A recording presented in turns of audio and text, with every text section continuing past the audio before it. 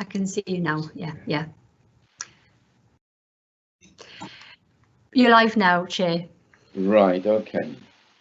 So shall we make a start then? Okay, so looking at the agenda, we've got a busy agenda today. So first of all, can I ask for any apologies? Pamela or Anne, have we got a list of apologies? Councillor Whitcutt, Chair. Okay, so there's no other apologies then. I thought there's more than the 6 of us in as a list of attendees.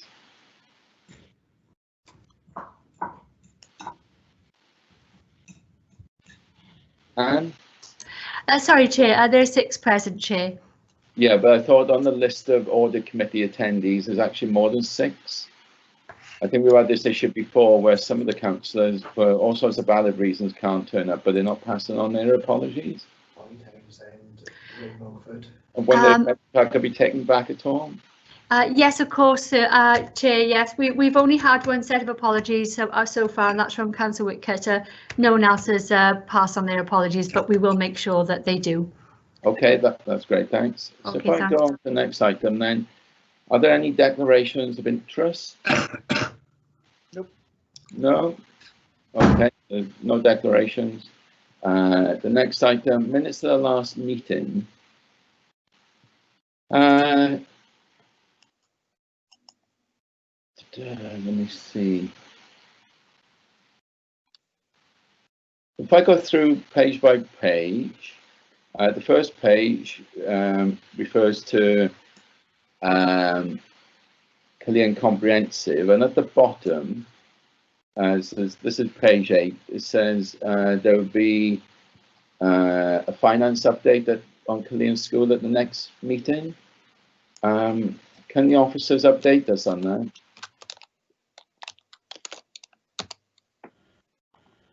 If I come in, yeah, do you want to come in, Myron? Yeah, thanks, Chair. I mean, Owen is now on the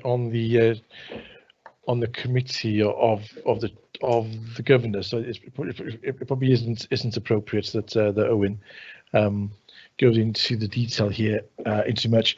So there is a positive move forward with Cillian School. There is a deficit recovery plan alongside most of our other secondary schools as well who've got deficit recovery plans. That deficit recovery plan is of a size which over time provides more financial stability in the school, but clearly implementing it is going to be quite challenging. But that plan exists, and it is being monitored alongside all of the other deficit recovery plans in all of that sector as well. So I would say, Chair, that there's been a very positive move forward from last time we spoke about this, but the position remains challenging. So is that going to be picked up as part of the internal audit review as well? Chair, I'll have to get back to you on that one. I think that now that the school has developed and is implementing a recovery plan, I would expect that element of the internal audit plan to have been dealt with. But of course, the internal audit report picked up on a number of issues. Some of them are different to sort of this particular issue. So the Chief Internal Auditor and his team will be wanting to go back and review those items. So unless Andrew says differently, I would imagine that in line with the protocols, the team will go back and review implementation of the recommendations that the schools agreed with them. I would expect that the deficit recovery plan elements to be, reasonably positive in that respect. So given the level of angst, I think, that was in the last meeting from all councillors on this, can I pass it to the other councillors? Are you happy with that response? Chair, can I come in on that one, please? Yep. I notice in the future work programme, there's an indication there will be a stronger support element for all schools. I'm not talking specifically about Cullinan, and I wonder if one of the officers could comment on that, or would you prefer to take it when we come to the future work report? But can we pick that up as part of the future work programme? Because I think there's a couple of other items missing as well. Yeah, Chair, just a quick one on it. With the recovery plan, how long are they expected the recovery plan to go on for? From memory, most of our secondary schools, Kellyon included, they are a good couple of years, two to 3 years, for the full impact of those plans to be implemented and felt. So 2 to 3 years, and that should then make them then not be in a deficit sort of position. So I would expect the in-year position to stabilise, but in terms of then repaying the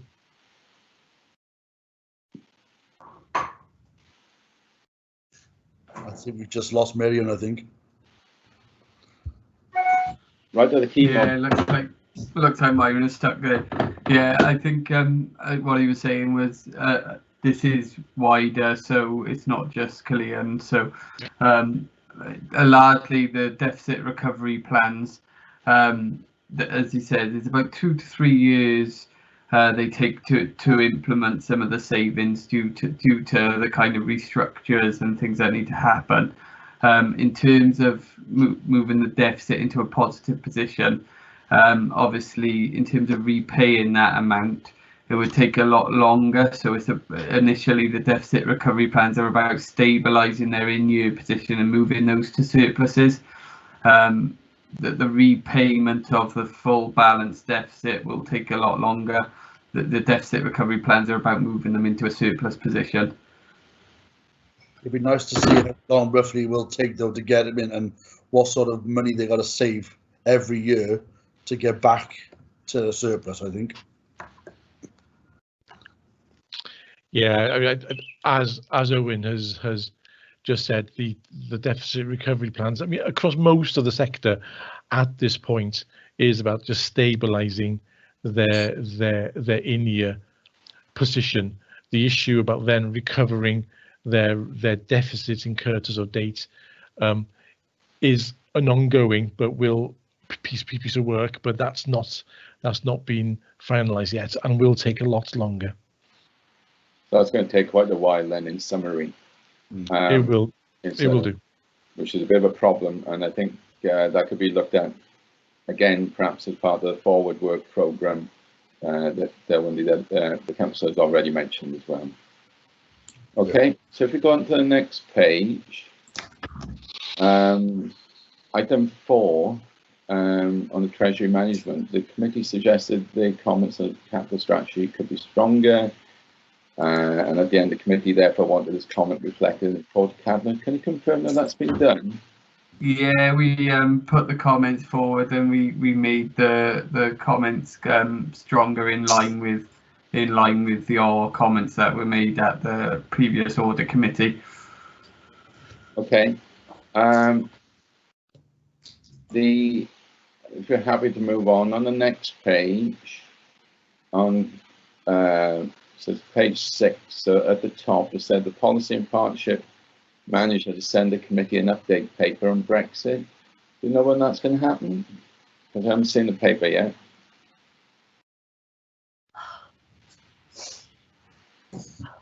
So, Chair, if I can come in there, there's a draft paper being prepared for Cabinet that we're also going to send to this committee by the end of this week. I think the Cabinet timeline is.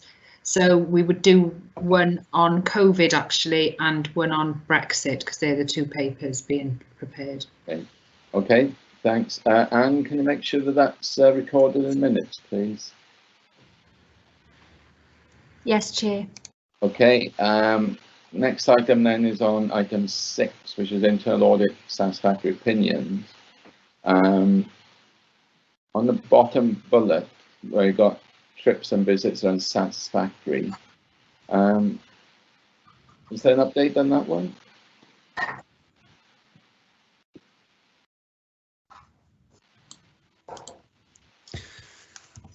Hi, Chair, if I can come in on that one. Yeah. We haven't done a further follow-up, but we know that our colleagues in education are progressing that as best they can.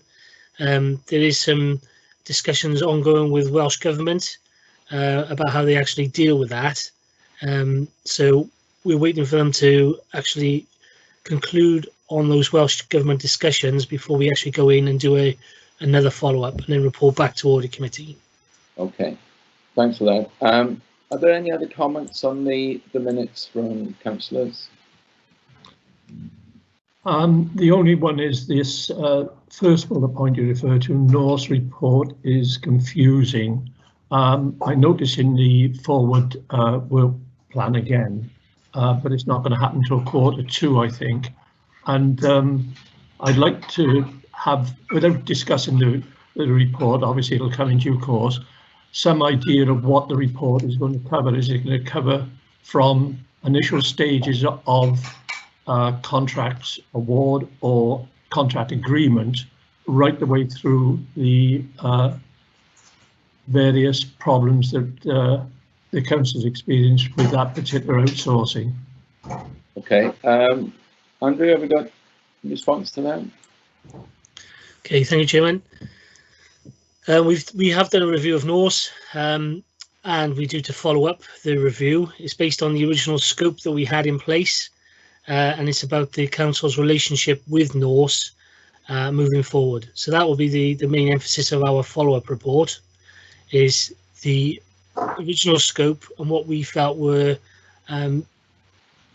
where the controls weren't as good as we thought they should have been with that particular relationship.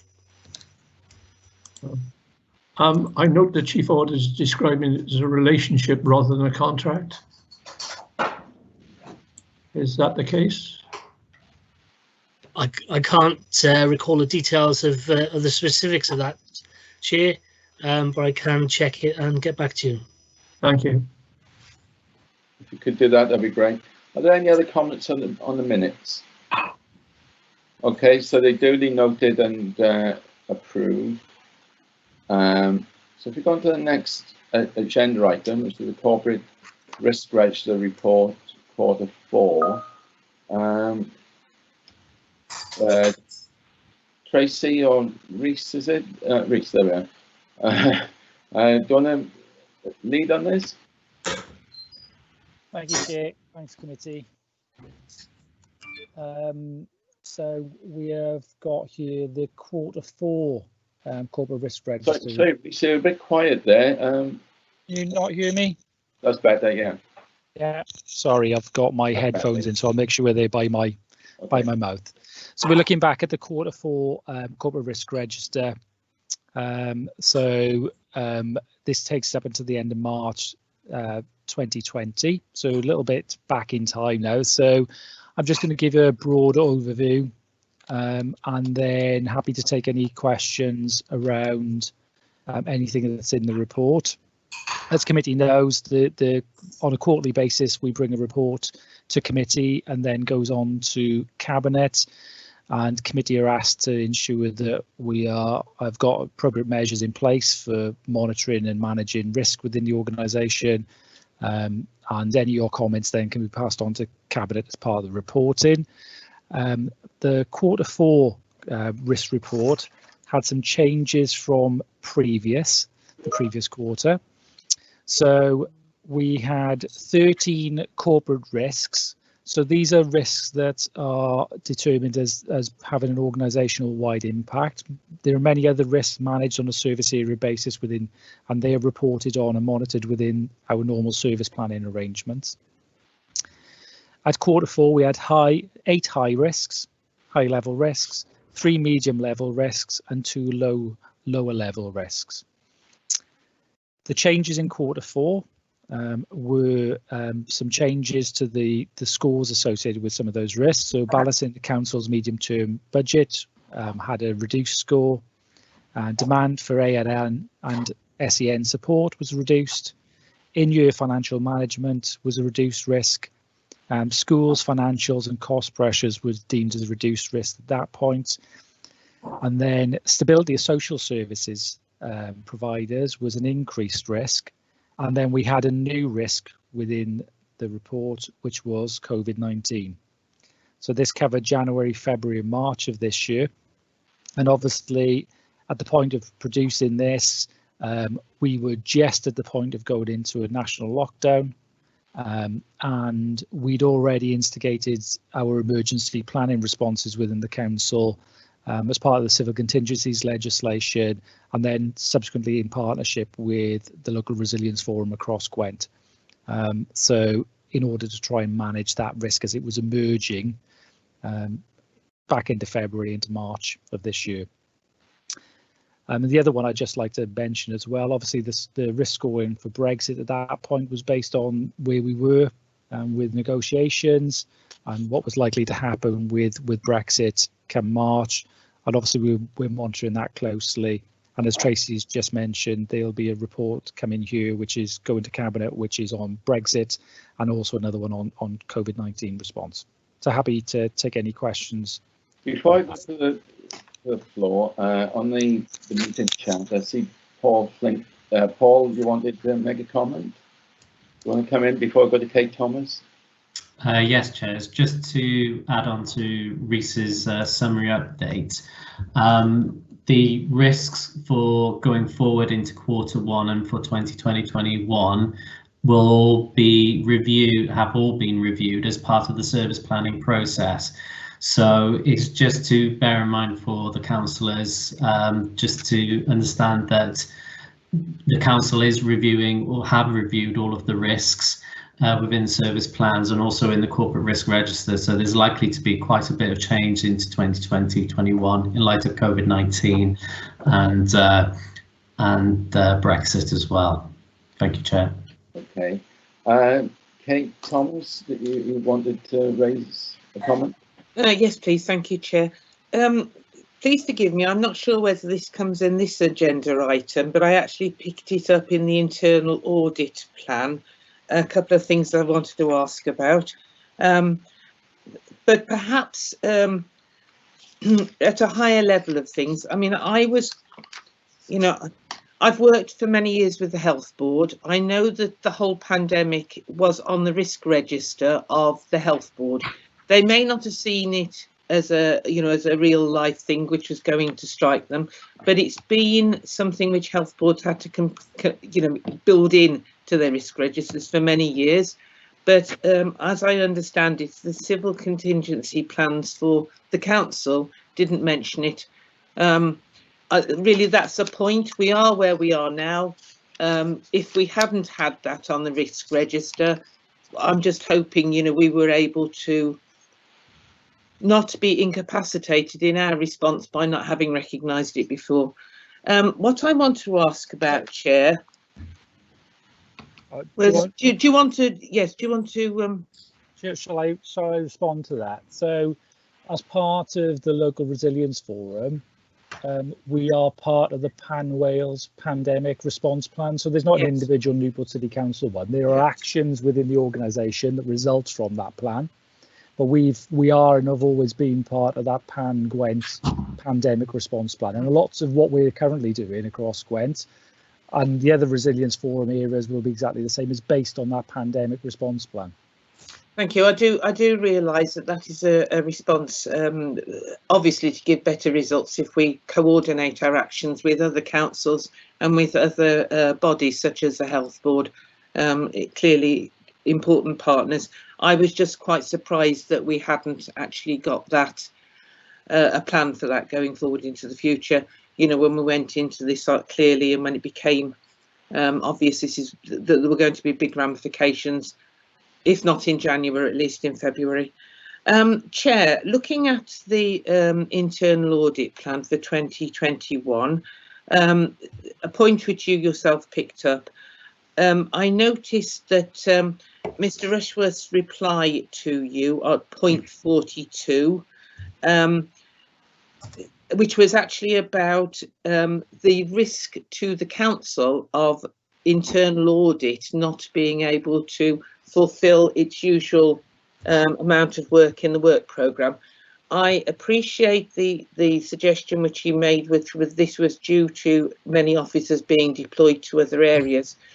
But I wondered if this type of audit work needed in its own right to be added to the risk register. I'm thinking of, you know, the implication of things perhaps slipping through. He also mentioned it at point 54. I also wondered about the implications for income generation through chargeable fees if the officers in audit department are otherwise engaged with other things which are not, you know, obviously through internal mechanisms remunerated in the same way. We clearly want to avoid a situation where audit is deemed unaffordable because the costs of the staff in audit are not being covered by their usual work. I think that's a fair point to raise, and certainly just because we're in a pandemic, I don't see that as being something that will stop audit activity. Yes, there may be a small interruption, but you know, how long a gap do you have because you don't have an audit? Absolutely. I take that point. So, yeah. So perhaps you can answer that. Reese? Was that I think that was a migrant question, wasn't it? Well, yes, he answered the questions in that paper, or rather he answered the points that the chair had put to him. But I'm wondering if that is actually satisfactory in the circumstances. You know, I think we would all recognise, because of this unprecedented reprioritisation which has been forced on us, we are vulnerable to things going wrong, and we need that oversight, and we need the skills of the internal audit department to check up that things are actually being managed properly, and people who aren't able to manage things properly are actually advised and supported in bringing things back to a more satisfactory standard. Okay. All I would say, Chair, is that you know, we're well aware that we need to get the audit plan commenced and completed as much as we possibly can. There has been an inevitable and unavoidable lack of auditing over the last 6 months or so, since sort of April. That's because the audit team itself has been sort of, you know, has been challenged like everybody else, but also services are not around, or they're not able to actually engage with the audit team as they normally would. So it is sadly inevitable and unavoidable, but we're all committed to sort of getting the revised audit plan, which is later on this agenda, to commence now and to fulfil as much as we possibly can. Services are not functioning normally. Services are having to deal with this COVID situation that does bring with it lots of different challenges, lots of new and different risks. But actually, that is what we are doing. So I think that there has to be a realistic kind of view taken as to what services are doing. Before I go back to Reese, I know Reese, you requested to come in here, but I would stress that what we're looking at here is the way the risks are being managed. So we're not here to assess what the risks are and what the numbering systems are, etc. So I think what we are looking for is some sort of reassurance that within the risk strategy, that yes, COVID is a risk. It's been dealt with on a daily basis. I think Reece mentioned it's part of the Gold Command they brought in February or middle of Feb in readiness for the lockdown on the 18th of March. Inevitably, that's going to have a big impact onto income collection, and there'll be a little impact onto a service production as well. When I say a little impact, what I mean by that, you still have to pay the bills, you still have to do the day-to-day services, if that's not being addressed, then you'd expect the risk system to be picking that up and really flagging it as a major problem.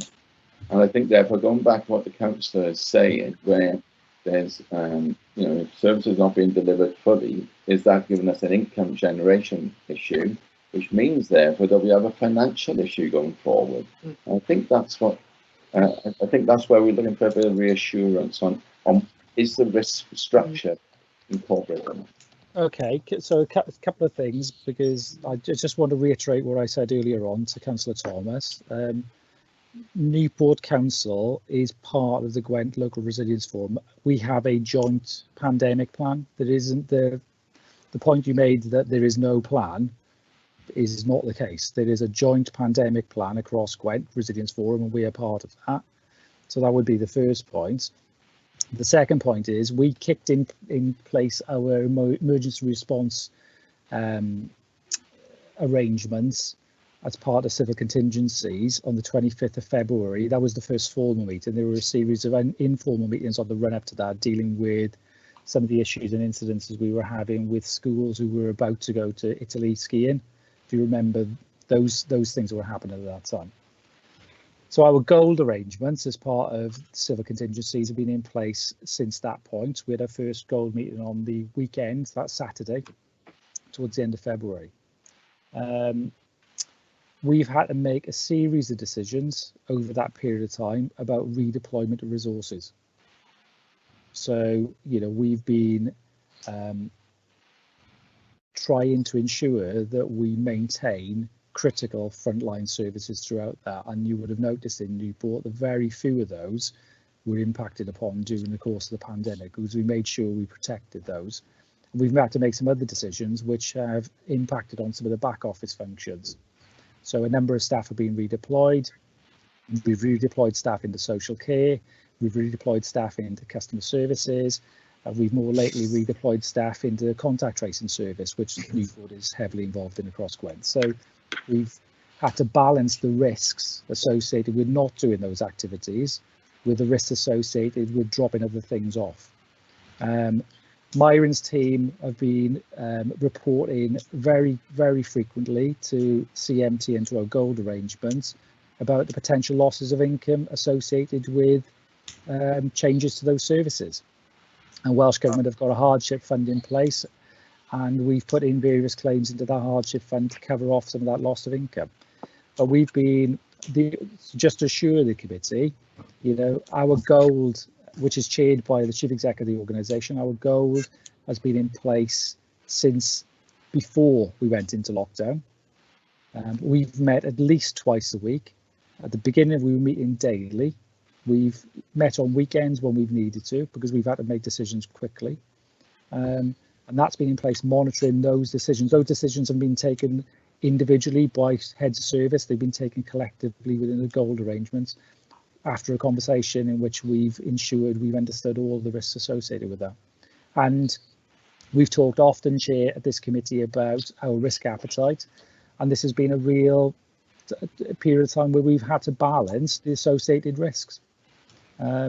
But as you can imagine, our priorities have been delivering critical frontline services and protecting the public. That's priority number one for us, and has been all the way through this. Okay, Jason, you had a comment to raise? Yeah. Can you put you're on mute. Sorry.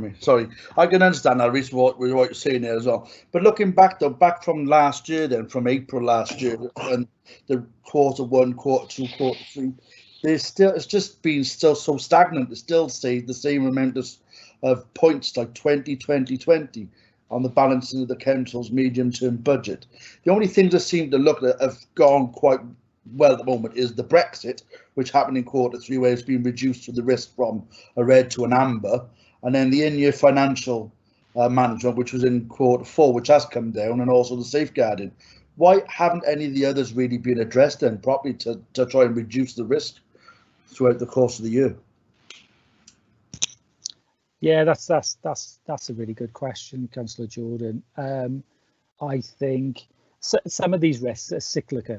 cyclical. So the in-year financial management always comes down towards the end of the financial year. So you would have seen the reports that get regularly taken through Cabinet that talk about the revenue spend. So Cabinet will meet in a week or so's time. There will be a report there on revenue and capital, and that's monitored really carefully. And as you get towards the end of the financial year, you've managed the risk, and the likelihood of the impact reduces significantly. So we always manage to come in on a balanced budget. So that's what happens there. The medium-term revenue plan is unlikely to significantly alter for the duration of the next few years. Actually, the risk might increase, because essentially what we're seeing is a situation where costs are increasing. We've got additional pressures within services, and budgets are not increasing at the same rate. So that's whether that's council tax increases or revenue support grant.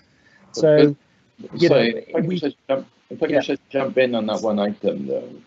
The target rate for the financial plan is 10. We're at 15. So what's the point of having the target rate if we're never going to get there then? Well, we might get there, but it's obviously it's a really challenging situation. So Myra and I have been tasked with taking back to CMT a new plan for a sort of change programme, which we will be doing in the coming weeks, and achieving that will reduce the risk. I suppose the point I'm making, Chair, is that's off the backdrop of challenging budget settlements, which continue to be challenging, and significant increases in pressures across service areas, because Newport is a growing city and the population is growing, and that impacts on people services, and people services then have pressures for delivery of services, and one outstrips the other. So that is always going to be a challenge. Okay. And who knows what the coming years will bring us as far as our financial position is concerned regarding the impacts of COVID on a long-term basis. Okay. Are there any other queries from anyone? If I might, Rhys has given us an overview of this series of significant risks. How are you proposing to deal with the rest of the report? Are we going page by page, or is this my only opportunity to come in on another point? Yeah. I wasn't planning on going through the page by page. One of the most significant risks that's come up over the course of the summer is this report on flooding, which I notice you have on page 26 as just a medium risk.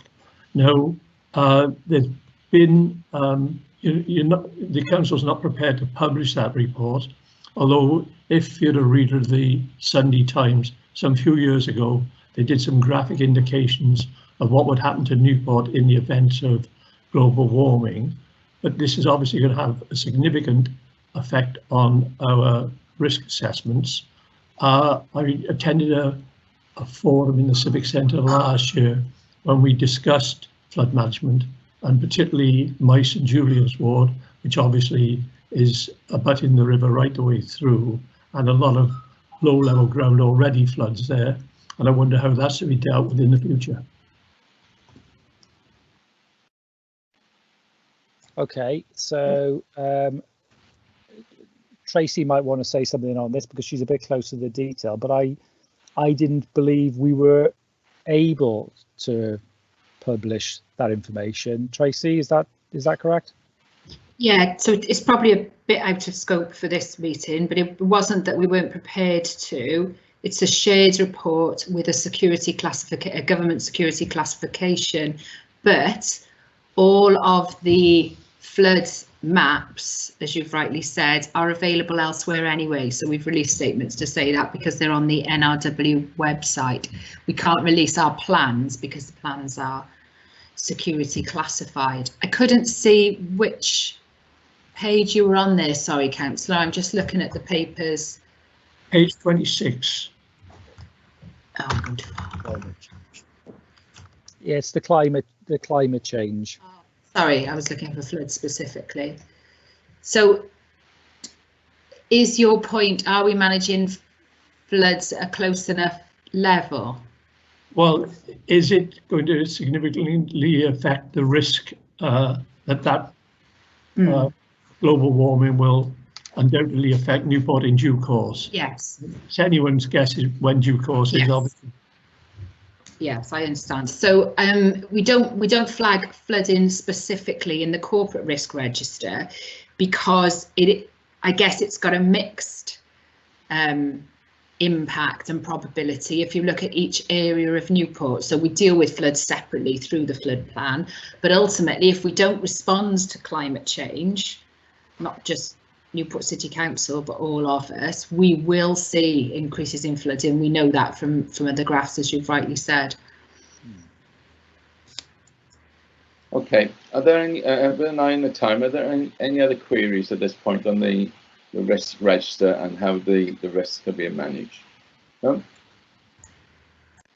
No? Okay, so we duly note that report. Thanks, Rhys and Tracy. Thanks, Chair. And we'll now go on to the next item, which is item 5, revised internal audit plan 2021. Andrew, do you want to talk us through this? Okay, thank you, Chairman. Good afternoon, members. Yeah, this is the revised internal audit plan for 2021, current financial year. It's revised because of some of the comments that have already been made this afternoon and picked up by members and quite specifically by Rhys. So the intention is for audit committee members to consider this report, comment as they see fit, and then endorse the revised plan. So the revised plan is based on the last 2 quarters of the financial year 2021 and is reduced in terms of the number of days we've got in that plan and the number of days we have available in terms of audit resource. And the main reason for that is that as a result of COVID-19 coming into being late February, early March, and a lockdown situation, the audit team cannot function as it was intended at that time and for the next few months hence. The original audit plan was sent out to members during the period. They had an opportunity to comment on that, but things have changed significantly. So as Rhys says, the priority for the authority was to make sure frontline services were delivering what they needed to do. So within education, social services, city services, etc., they were a priority, which meant that as an audit team, we couldn't do what we planned to do because the managers were dealing with more serious issues. That said, we have been doing auditing, we have been doing unplanned work, we've continued to provide advice in terms of financial management across the board, across all service areas, and we've undertaken some audits which were on the original plan because we managed to get access to them if they were dealing with back office management. The crux of this is that, sorry, I just lost my train of thought a sec. So the plan is based on a reprioritization of what we could feasibly do in quarters 2 and 3, based on a reassessment of risk and discussions with all heads of service and taking on board their comments in terms of what is functioning appropriately and correctly within their particular service areas. So we've had discussions with heads of service to see what we could physically do. Some of the team were also redeployed to support the business grants payments because that was felt to be a priority, and we have done extensive counter fraud work within the last 6 months based on those business grants, ensuring that public money was being spent appropriately and was going to the right businesses within Newport. So that's a bit of a background. The information within the report I've left in terms of the detail of how we normally arrive at the plan. The numbers change, so the plan is now based on audit days of 626 days for the remaining periods of the financial year. as opposed to about 1,200 days for the original plan. The audit resources we have available are 600 days, and that will mean that we will need to buy in additional resource from an external provider to enable us to complete this plan as laid out in the appendix. We've already mentioned the impact of COVID-19, what the team have been up to, and providing support for other service areas where we could. But for example, we couldn't get in to see schools or do any audits of schools because they were locked down themselves, and most of our work is going out on site to visit those schools because the documentation we need to audit is actually held at site.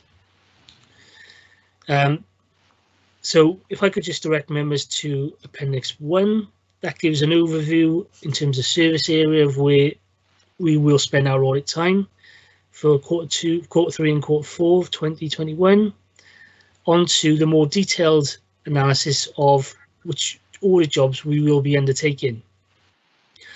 So what we've tried to do is leave the original plan in, and that will be shown as the column 2, the title of the audit job, along with the number of days originally in the plan, 21 days. The revised plan then, which is the next column to the right, shows the revised number of days, and where that is 0, that would mean that we will now not undertake that work in Quarter 2, Quarter 3, or it is a back office support service, and therefore we've been able to do that work or that job in the last 6 months, but it won't feature in the plan moving forward.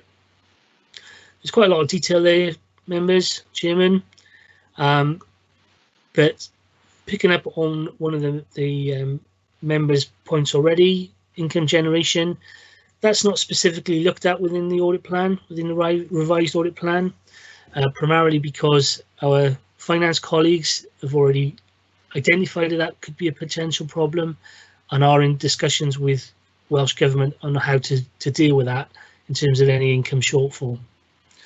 The other concern was raised around the assurance that we can give to members in terms of the adequacy of the internal control environment, the governance arrangements, risk management, etc.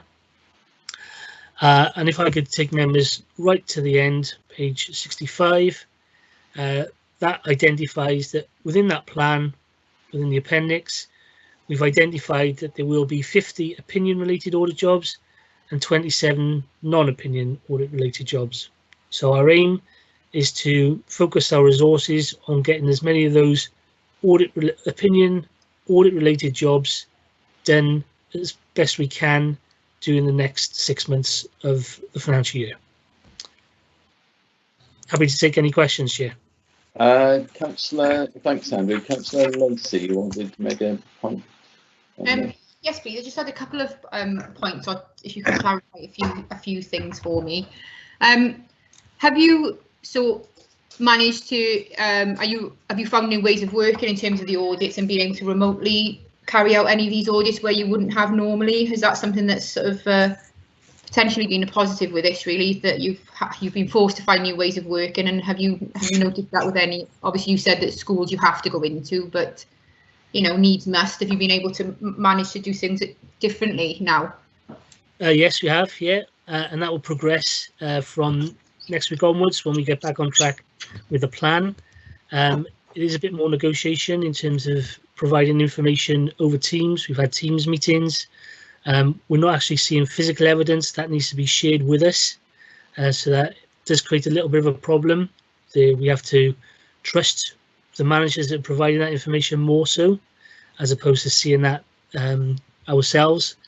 Some of the sampling will need to be different. The way in which we've arranged meetings has certainly changed. The one thing we've noticed is that we will need access to most systems within the organisation. At the moment, probably 1 or 2 of the audit team have got access to some of the systems, not all of the systems. But if we do have access, then that gives us the opportunity to undertake the audit more efficiently remotely. For example, we did recruitment and selection audit during the last 6 months. We were in discussions with HR manager, worked well. We had access to the system so we could choose our own sample, and we've worked that through, identified strengths and weaknesses, and we've reported on that accordingly. Good. And my second question is, how much of an impact and how long do you think it's going to, for you, in terms of audit, the recovery of the lost work, and how long do you think this is going to go on for? Do you think it's something that's you're going to be catching up over the next, you were stretched anyway. Obviously now we've pretty much lost 6 months. How, what impact is this going to have for you guys going forward into the next, I guess, 12 to 24 months, really? Yeah. Well, we do the planning process on a cyclical basis. We have got a strategic plan, which we identify all audits which we could possibly do within the organisation. But every year we reprioritise. We take on board what the current risks are within the organisation. We have discussions with heads of service. We're aware of changes, so we can refocus our resources on an annual basis. Like I said, we're aiming to achieve around 50 audit opinions, which is in line with what we've reported last year. Probably more so, but because we're going to have to work differently. The focus is on the key risks in those particular areas, as opposed to a broader coverage of audits. And then come probably January time, we'll be refocusing on the following year's audit to see where our priorities lie, and hopefully we can give it a good 12 months from 21-22. That's it. Thank you. Okay. Before I ask my questions, are there any questions from the floor? Only thing I would say, Chair, is how are you going to get the resources to do that, Andrew? Because your resources are already well depleted, aren't they? And I think paragraph 34 in your report sums it up quite well. Thanks, Councillor. We've kind of reprioritised into spending more time on the audit work. We've engaged this year in 1920 with an external internal audit provider, so we will continue with that, and I'm going to have further discussions with our HR colleagues about filling a vacancy. We've tried a couple of times, hasn't quite worked out, so we need to come up with a new solution of moving that forward, because we certainly need that bum on the seat. Okay, just a quick query from me then, Andrew. Obviously you mentioned COVID having a massive impact on doing your audits. I'm just wondering if, because of that, will we have a reassurance issue next year? So when do the year-end accounts? What you're already saying is you can't get into certain places like schools, etc. So there's a limitation of scope. Now, if you're doing an external audit for year-end accounts, you could be qualified because there's a limitation of scope in terms of the amount of access an audit gets to a system is limited. Doesn't mean to say it's a problem, but there's a risk. Now, from an internal audit point of view, bearing in mind that schools have already been documented as being perhaps a higher risk area, and we can see this coming through in the annual accounts as well as what was discussed earlier. Just wondering, does that give you a problem from an audit, an audit plan viewpoint, in order for us to have reassurance of adequate system function?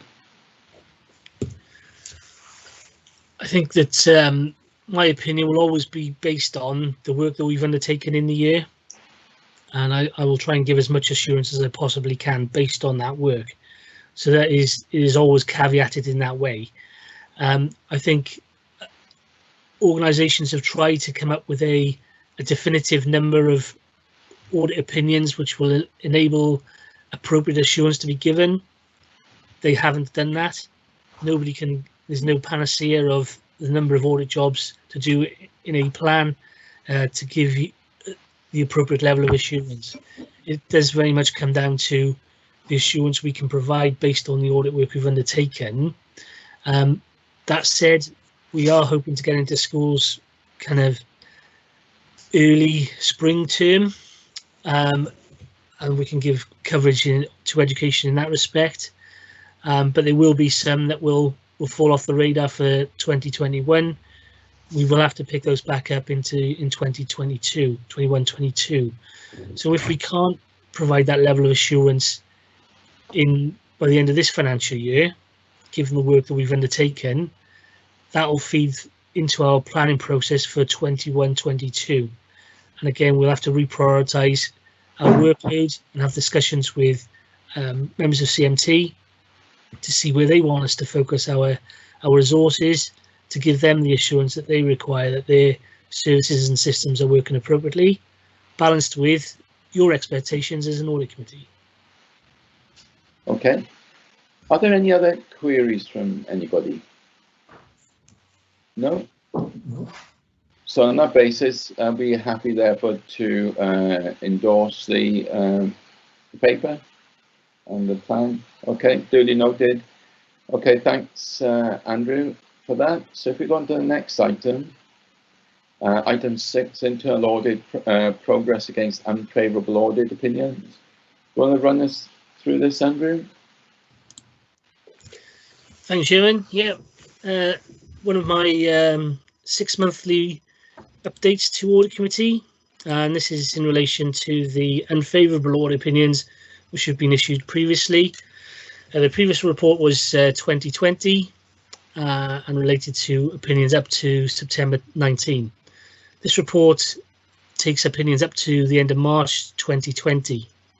There's a bit of background in terms of the number of opinions we've reported into audit committee previously over the last 3 financial years. And you can see that the number of opinions we've issued and the number that were unsatisfactory. So where we've reported into audit committee previously, the summary of why we felt that those audits were unfavourable, either unsound or unsatisfactory, have been noted in previous reports to audit committee.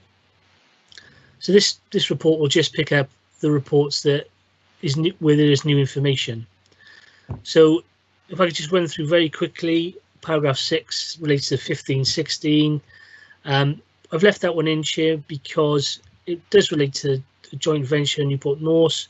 Questions already been raised by a member this afternoon. It is something that we will follow up in this year, but we haven't followed up yet. So once we've followed up, we will be in a better position to report back to audit committee the findings of that follow-up. Likewise, 16-17, there's one audit report which has not yet been followed up, and that is because SRS needed to do some work, which has been outstanding. This is being monitored by the Information Governance Group within Newport City Council, so it's on their radar as well. Moving on to 17-18, of the reports we reported into previously, we've got the SGO kinship audit, which I'll pick up in a moment. The trips and visits, which was deemed unsatisfactory twice. We audit committee members have called in their respective manager and head of service, and we're due to follow that up in due course. As I said, that will be following a discussion with officers and Welsh Government of how best to deal with that particular issue. The outside preferred catering contract, that depends on when the school enters a new contract, so we can't do a follow-up until after that date. Progress for 18-19. We've had 3 follow-up reports which have resulted in favourable opinions, which is good, and the rest are due to be followed up in this current financial year, apart from 2 which came towards the end of the year in March, to give them appropriate time to implement the recommendations. They may well be carried forward into 21-22. Then we have the 19-20 progress, and that's where we've picked up the follow-up review of the SGO kinship payments, which is deemed to have a second consecutive unsatisfactory opinion, and that information is noted below the table, which I'll come on to in a moment. So for the reports that are unfavourable, where information has not been provided to audit committee previously, That's noted below.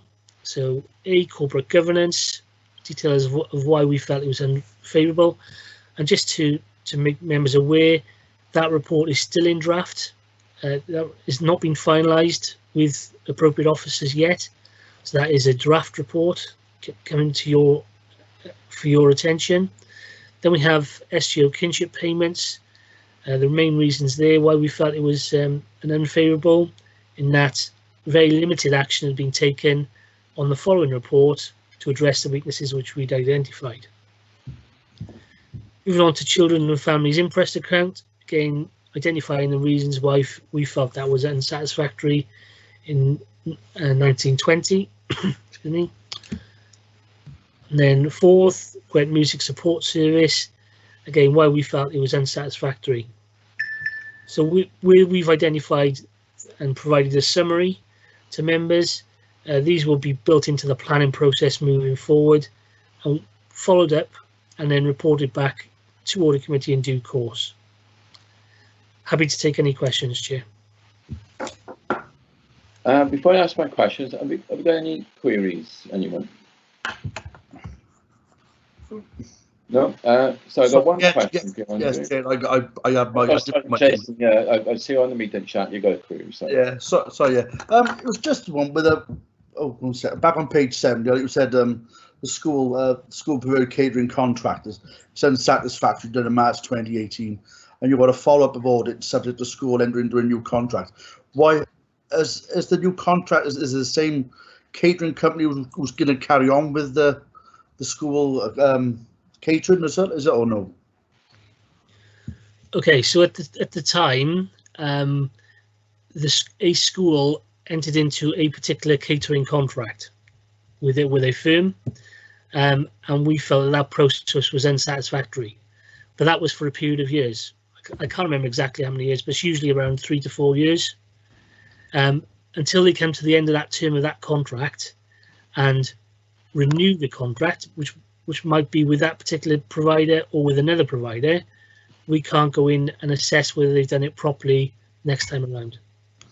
But I thought the council only uses one outside catering company, would they, with the local authority, or they can choose their own, could they? Some of the comprehensive schools have the opportunity to use their own. Right, okay. Because I know most of them use Chartwells, don't they? That's what I thought. So I wonder when it's in the follow-up audit on that as well. All right, that's no problem.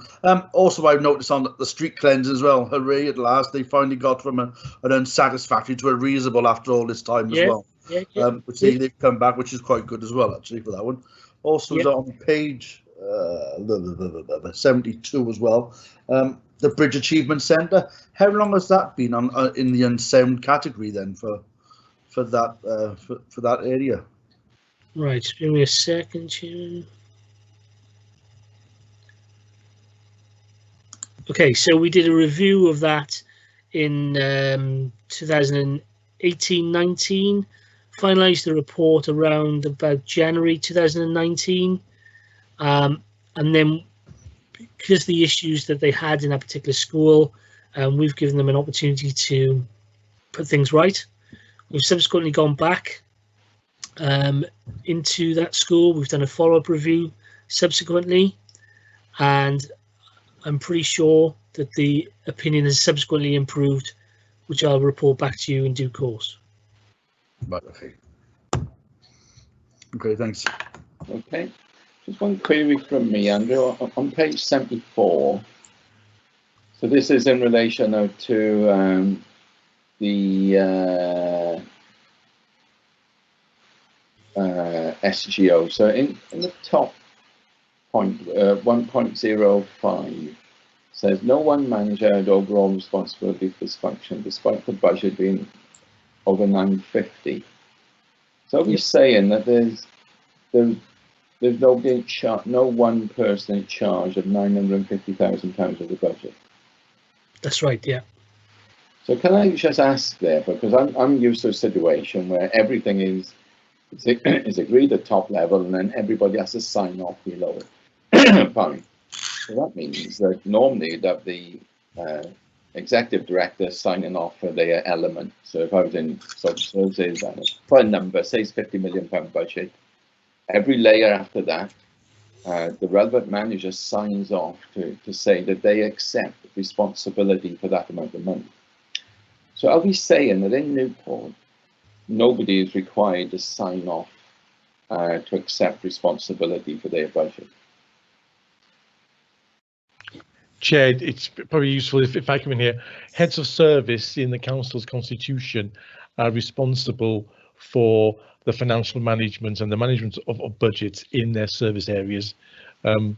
Obviously, that's done through their own management teams, but under the council's constitution, the head of service is ultimately responsible for the service area bottom line. So that head of service in this case then is quite happy for there not to be any sign off of acceptance for the budgets that are provided. 950,000 seems quite a lot to me, and I think that's quite a weak area if there's no acceptance from anybody that there's any responsibility for that amount of money. So for me, that's not even an amber risk. I think that's a red risk in that area. I'm not going to. I appreciate this you would report, Andrew. I'm not trying to change recommendations, but I think from an audit committee perspective, I would be a bit concerned that there's nobody accepting any responsibility for that. I don't know what anybody else feels about that.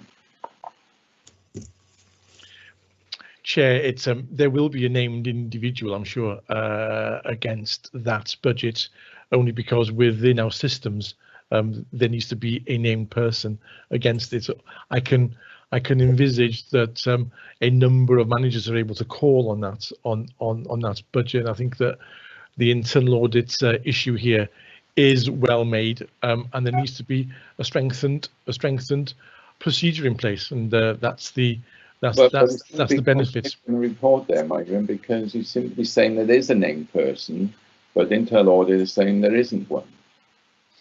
Well, I will look at that in more detail myself. On the council's financial system, I believe there can, and Owen, if Owen's on the line, he'll know the detail. Maybe there can only be one named individual against that budget in our financial system. Okay. So what I need to understand is why more than one are able to then call upon it. So I will confirm that, Chair, and it doesn't detract from the audit findings. But what would worry me about that, you see, is that there's a lip service going on here then, isn't there? That for a financial system, we have one person nominally allocated the budget. But if in reality, 4 or 5 people can go in and just spend against that budget, to me, there's a lack of control. And then you end up thinking, so what's the point in having that named person in charge of the budget if actually it doesn't mean anything? So to me, I think there's a real risk here that there's a fundamental problem that budget holders are not being held to account for any overspends or underspends or anything else that goes on with that budget. So to me, it feels a bit woolly. So I'm not disputing that, Chair, and I think that the head of service will need to deal with that issue and to absolutely make it clear that that named individual is both able to and does manage that budget. That's absolutely a basic principle, isn't it? So yeah. That's fine. Okay, so with that in mind then,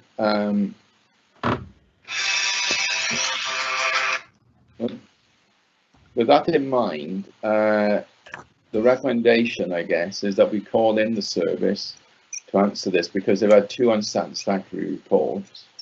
Is everyone happy to go along with the recommendation from internal audit that we call them in for the next meeting? Yeah. Okay. Duly noted and approved. And Anne, if you can minute that and invite people, the relevant people, into the next meeting. I think it's the 29th of October off the top of my head. It is, and yes, Chair. Yeah. Okay. Thanks. Are there any other views on this item before we move on? Yeah, Chair, could I ask about the Gwent Music Service? Who actually owns the instruments? are they an asset of Newport City Council? And if so, should we be concerned that the controls in keeping track of these instruments are not what they should be?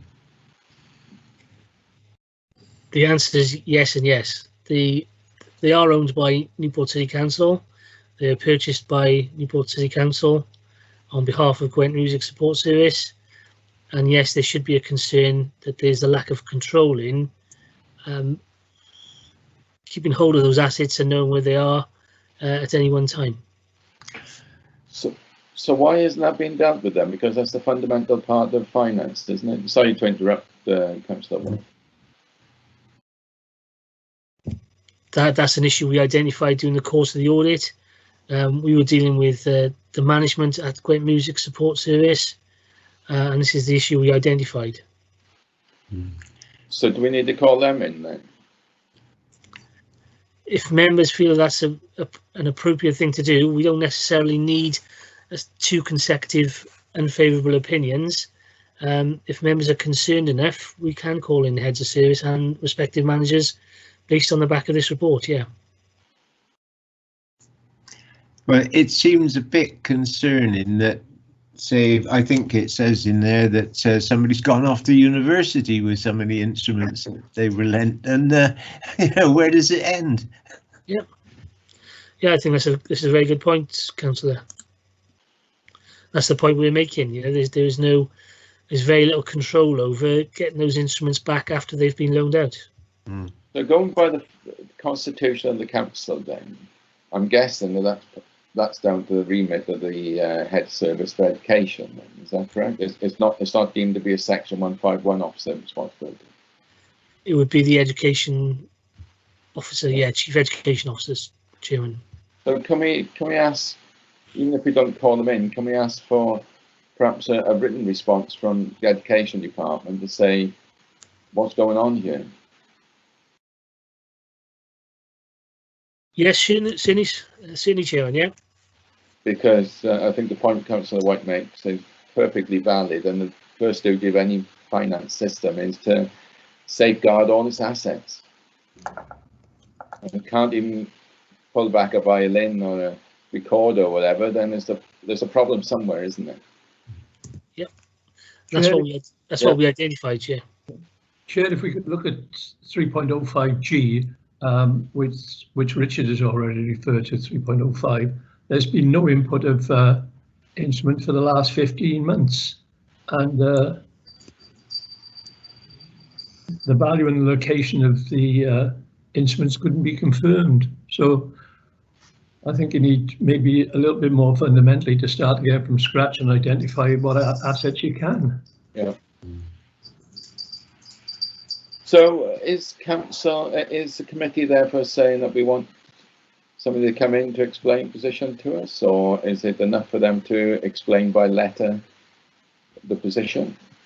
Well, you have to go back to some sort of purchase agreement. You know, exactly what are we talking about? Are we talking about grand pianos, or are we talking about the odd penny whistle?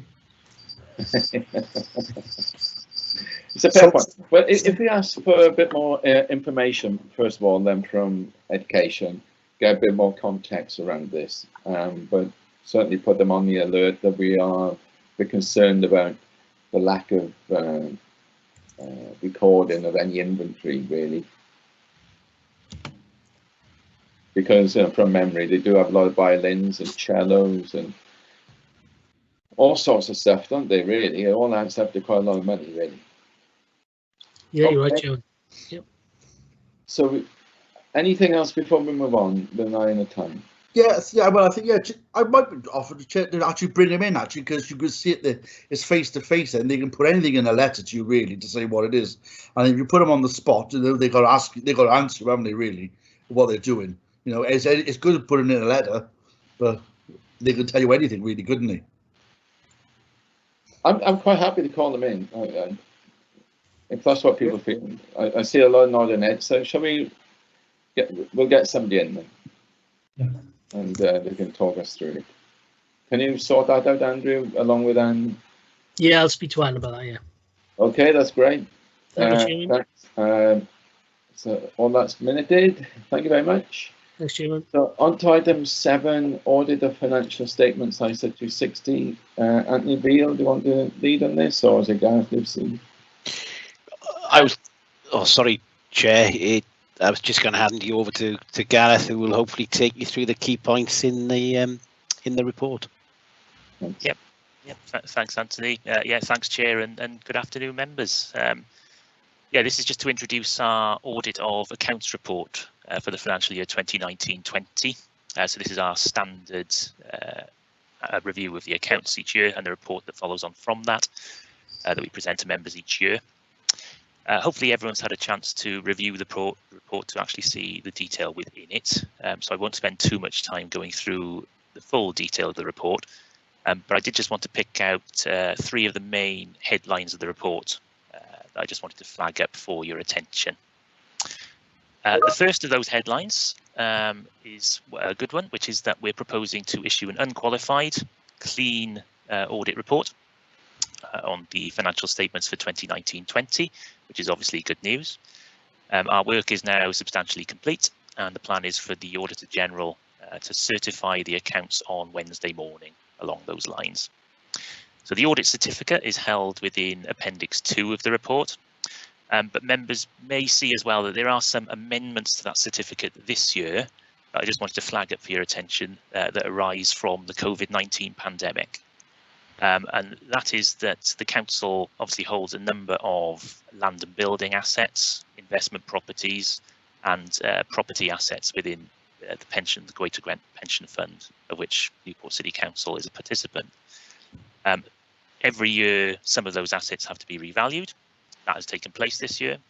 But as part of that process, the valuers have flagged up an element of uncertainty in those valuations this year, due to the COVID-19 pandemic and the issue that has on property values.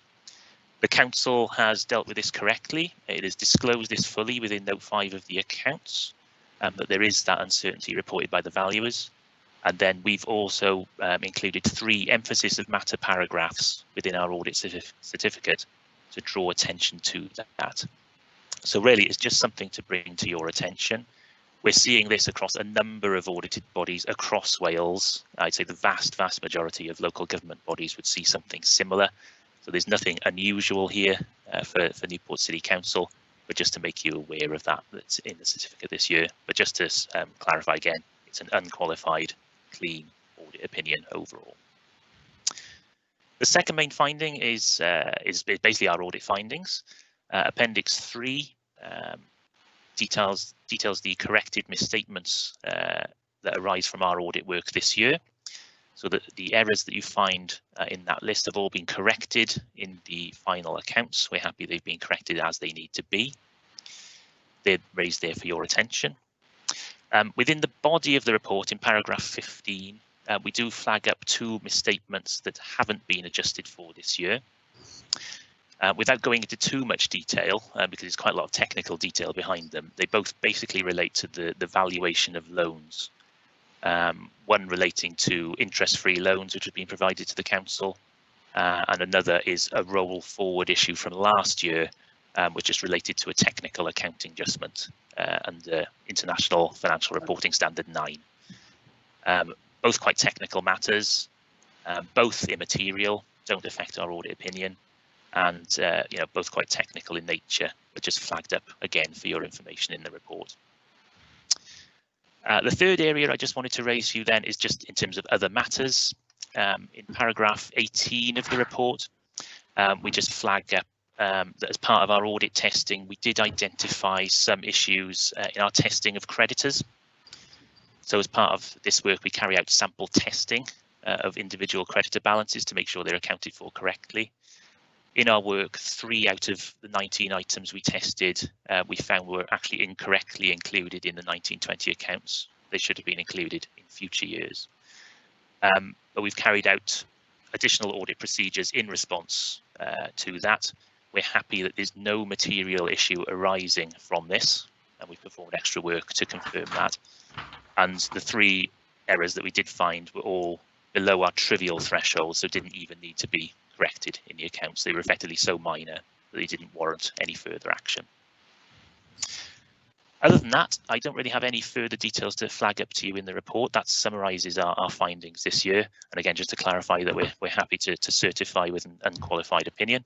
And finally, I'd just like to issue thanks to finance staff for all their help in completing the work this year, and also our own staff. There's been a lot of work put in by a lot of people to get this over the line. And I'd just like to place on record our thanks for that.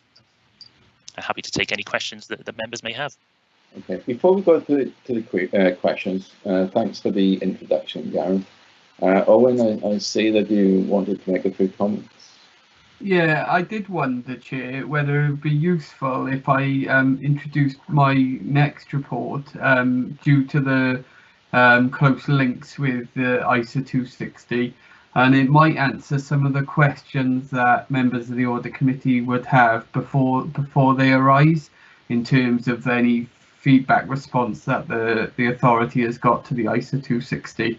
So I didn't know whether it was worth doing that. I'll leave it up to you, Chair.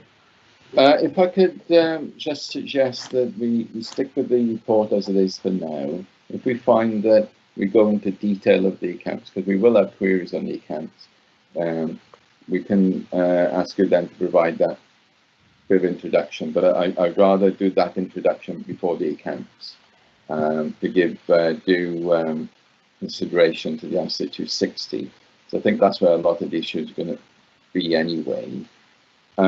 So I've got a couple of queries myself. Is there any questions from the floor before I ask anything? No? Councillor Houlihan? It's more for my information, really. I don't understand why you're not discounting the soft loans as per the SIPFA norm practice.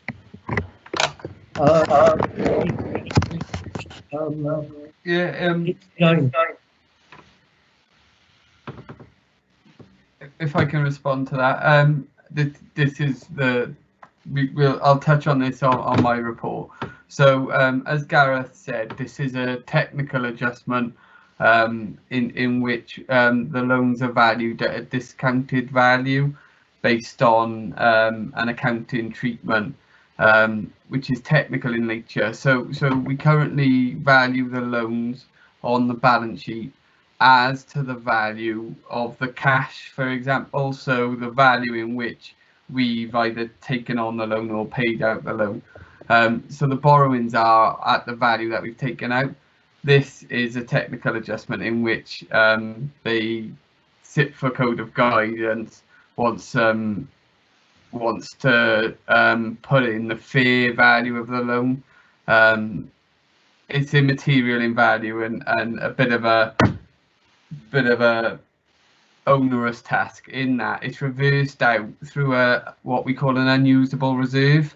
So it's very technical in nature. It has no impact on the bottom line. It's just a discounted value which would be shown on the balance sheet.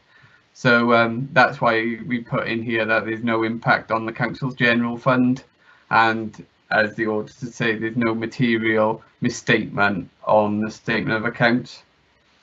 I guess the question is, can I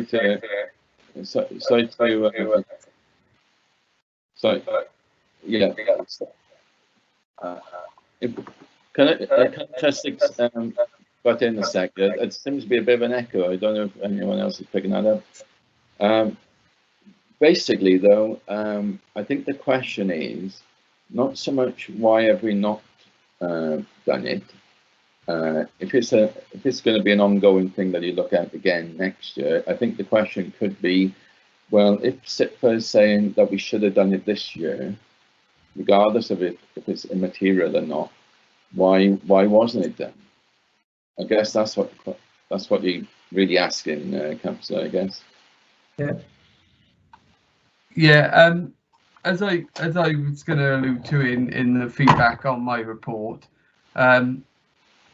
we've taken into account the simplification of accounts from SIPFA guidance.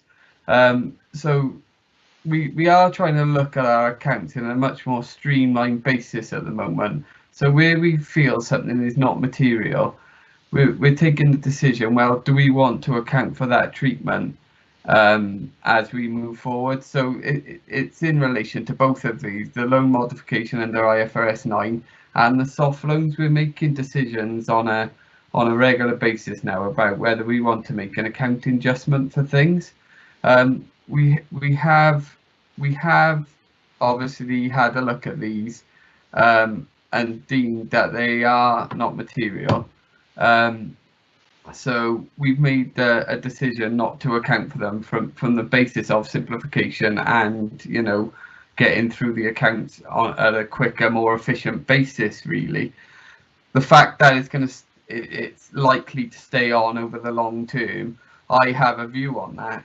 I think I want a discussion with Audit Wales about what happens to these over the long term, because once you've made the decision to account for something in a certain way, and it's been reported to Audit Committee, as long as Audit Committee are happy and aware that we're accounting for that way, and they don't suggest we account for it in another way, then I don't see the benefit or the need for it to be continued on an ISA 260, because you've taken materiality into view, which is the SIPFA code. So the SIPFA code say do it in this way, but they also say look at materiality. This is saying that it's not material in nature, whereas Audit Wales have a trivial level, and this is above Audit Wales's trivial level. So that's not to do with the SIPFA code.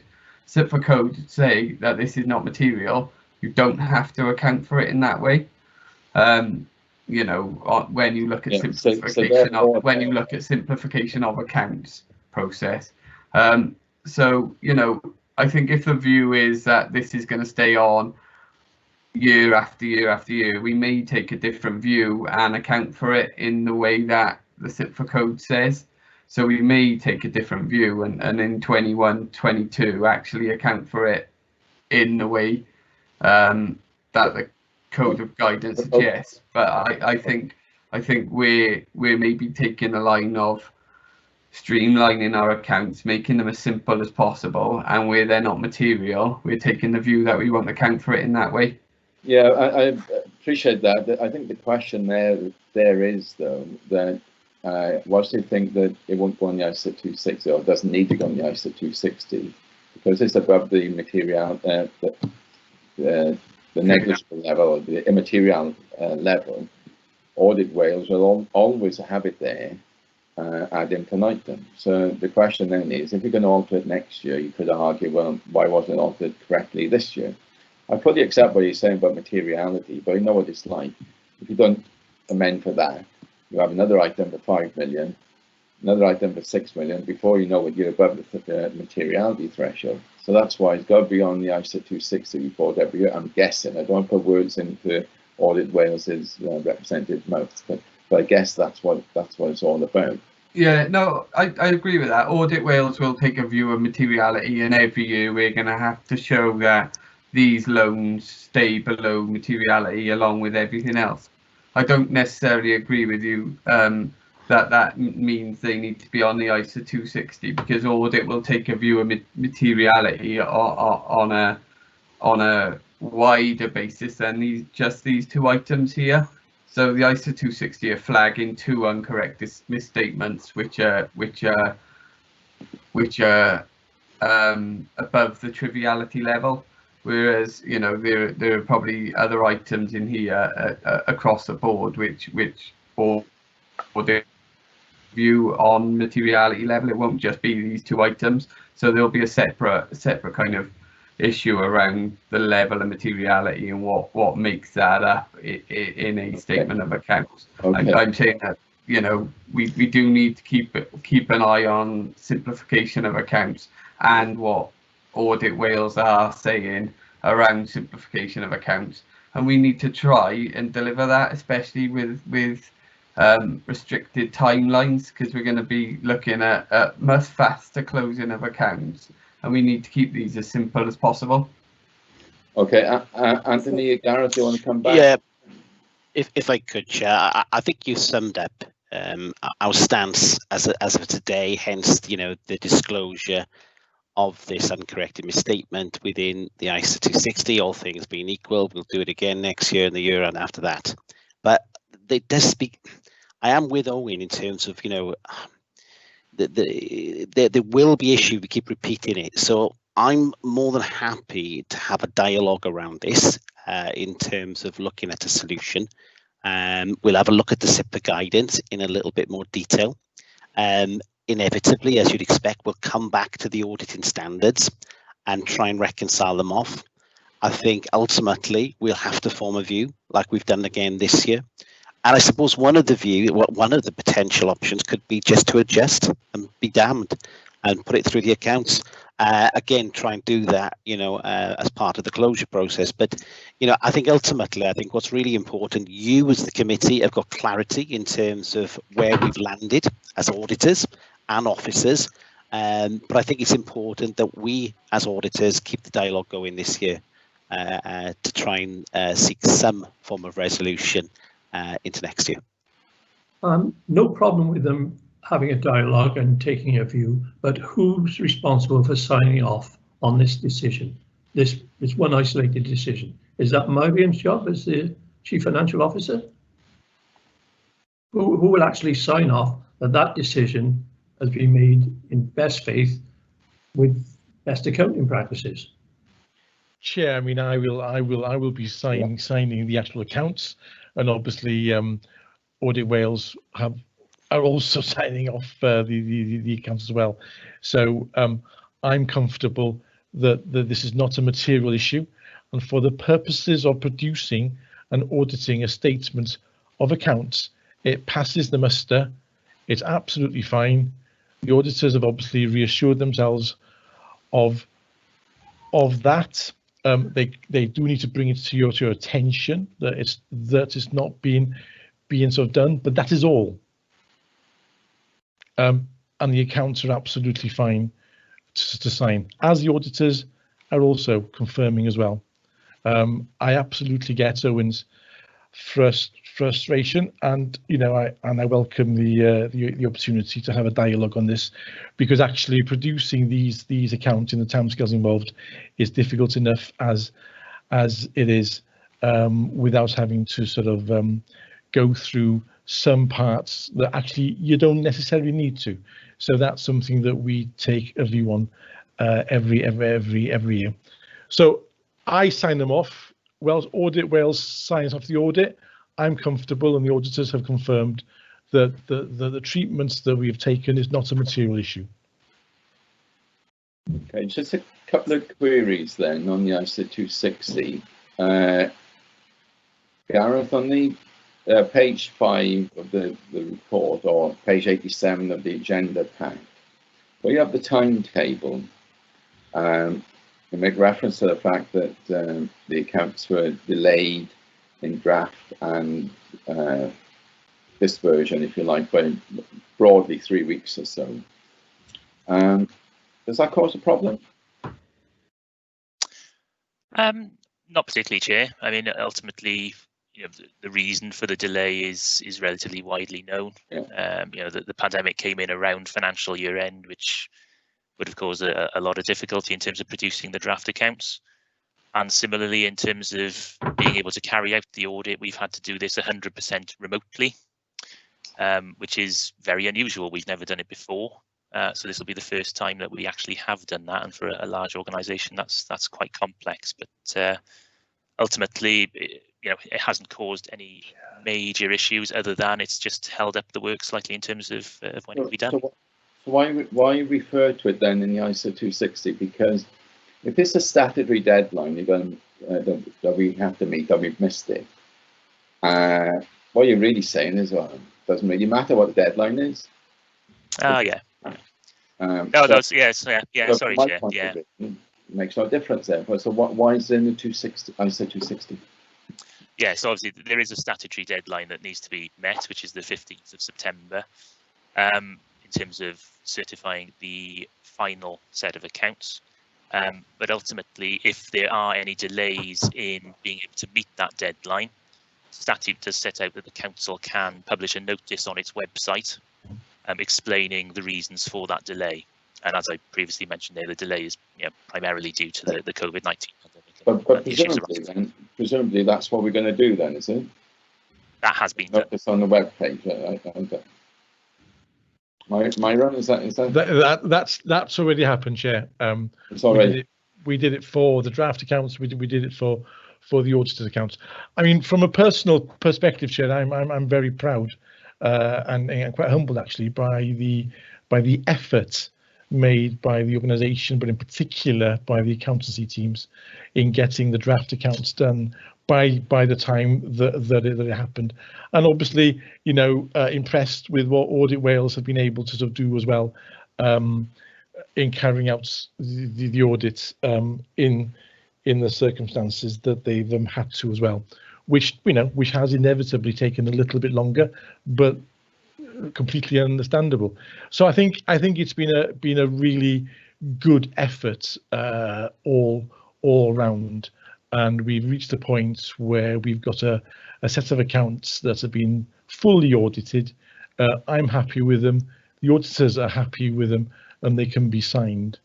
And to have done it under the circumstances has been a tremendous effort and a credit to all involved. I think it's always difficult in this situation, but I've done a set of accounts myself remotely for a health body, and they had to hit the same earlier deadlines. I noticed that some other councils nearby have hit the statutory deadlines. So whilst I recognise that it's a big undertaking to do things remotely, it is interesting that other bodies have been able to do it to do time. However, I'm not being critical of that. I'm just saying that if Audit Wales make a statement that we missed a statutory deadline, and actually it doesn't really matter, well, why have it in the document then? That's the only point I'm trying to make. If I go on to the next item within the ISA 260, which is on the amendments, I think it's Exhibit 2. If I scroll down to a second, sorry, Appendix 3, this is on page 98. This saves us talking about it on the accounts. I noticed that a number of amendments have to be made to Note 20 cash and cash equivalents, which ordinarily would be a fairly straightforward note to do, and you'd expect it done within the first couple of days of April, for example. It seems like a lot of big numbers floating around there. I was just wondering if you can explain to Audit Committee why that happened and what the review process is to make sure that the review process should pick that up. So I'm just wondering, was a review process? Yeah, Chair, if I respond to that one. I think, as you see, the cash and cash equivalents note has caused a bit of an issue this year. The figures look large due to the type of transactions that go through cash and cash equivalents, loans, borrowings and investments on a regular basis. Just to give a bit of assurance to the rest of the committee, these are all within the same areas of the balance sheet, so they are reclassifications of where they sit on the balance sheet. So no change to the bottom line of the accounts. Again, it's about where they're classified in the accounts. So just to start with that, this note was completed at year end. We do a QC of the notes at year end, but because of the level of the figures which are in the accounts for treasury type activities, it is hard to pick these out as part of a QC of the overall accounts. Unfortunately, with these ones, we have to put our hands up and almost say these are kind of simple human errors which need to be reclassified at year end, and you need to say, right, is that cash equivalent, which essentially means that are they due in a small time scale or not. So the people who have done this note have unfortunately put them in the wrong classification when they've done it. There are reasons behind that. So, for example, the £15 million worth of borrowings had been incorrectly recorded within cash and cash equivalents. That was very short term. It was deemed as short term, and there was an actual decision made that that would be kept in cash and cash equivalents because of its short term nature. However, when it was audited, it was pointed out that cash and cash equivalents should only be on the asset side, the investment side, not on the borrowings. So again, as I said before, that was just a mistake, a human error in terms of how the code was classified there. It's the same with a number of the other ones about where they were classified on the accounts, whether it be in cash and cash equivalents or investments. It's where they sat on the balance sheet, and there was just a difference of opinion really about where they were sat. And actually, when Audit put their point forward, we agreed that Audit were correct in the fact that they should have gone in investments. In the future, I think this is one of the notes which can, I think you pointed at this previously, is completed relatively early. 31st of March, you'll have your position. On the 1st of April, the first work day due back, you can make an assessment of cash and cash equivalents.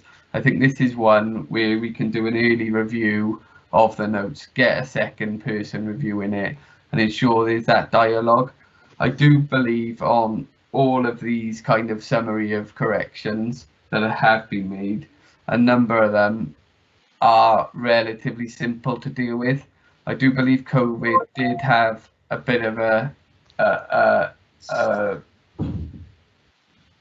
issue in terms of being able to work closely and collaboratively in the team. Normally you're able to sit next to someone or with someone and just talk through things quite easily with them as a team. I think while Teams is good and while remote working has its benefits, there is certainly something to be said working in a team in this kind of environment about completing a statement of accounts.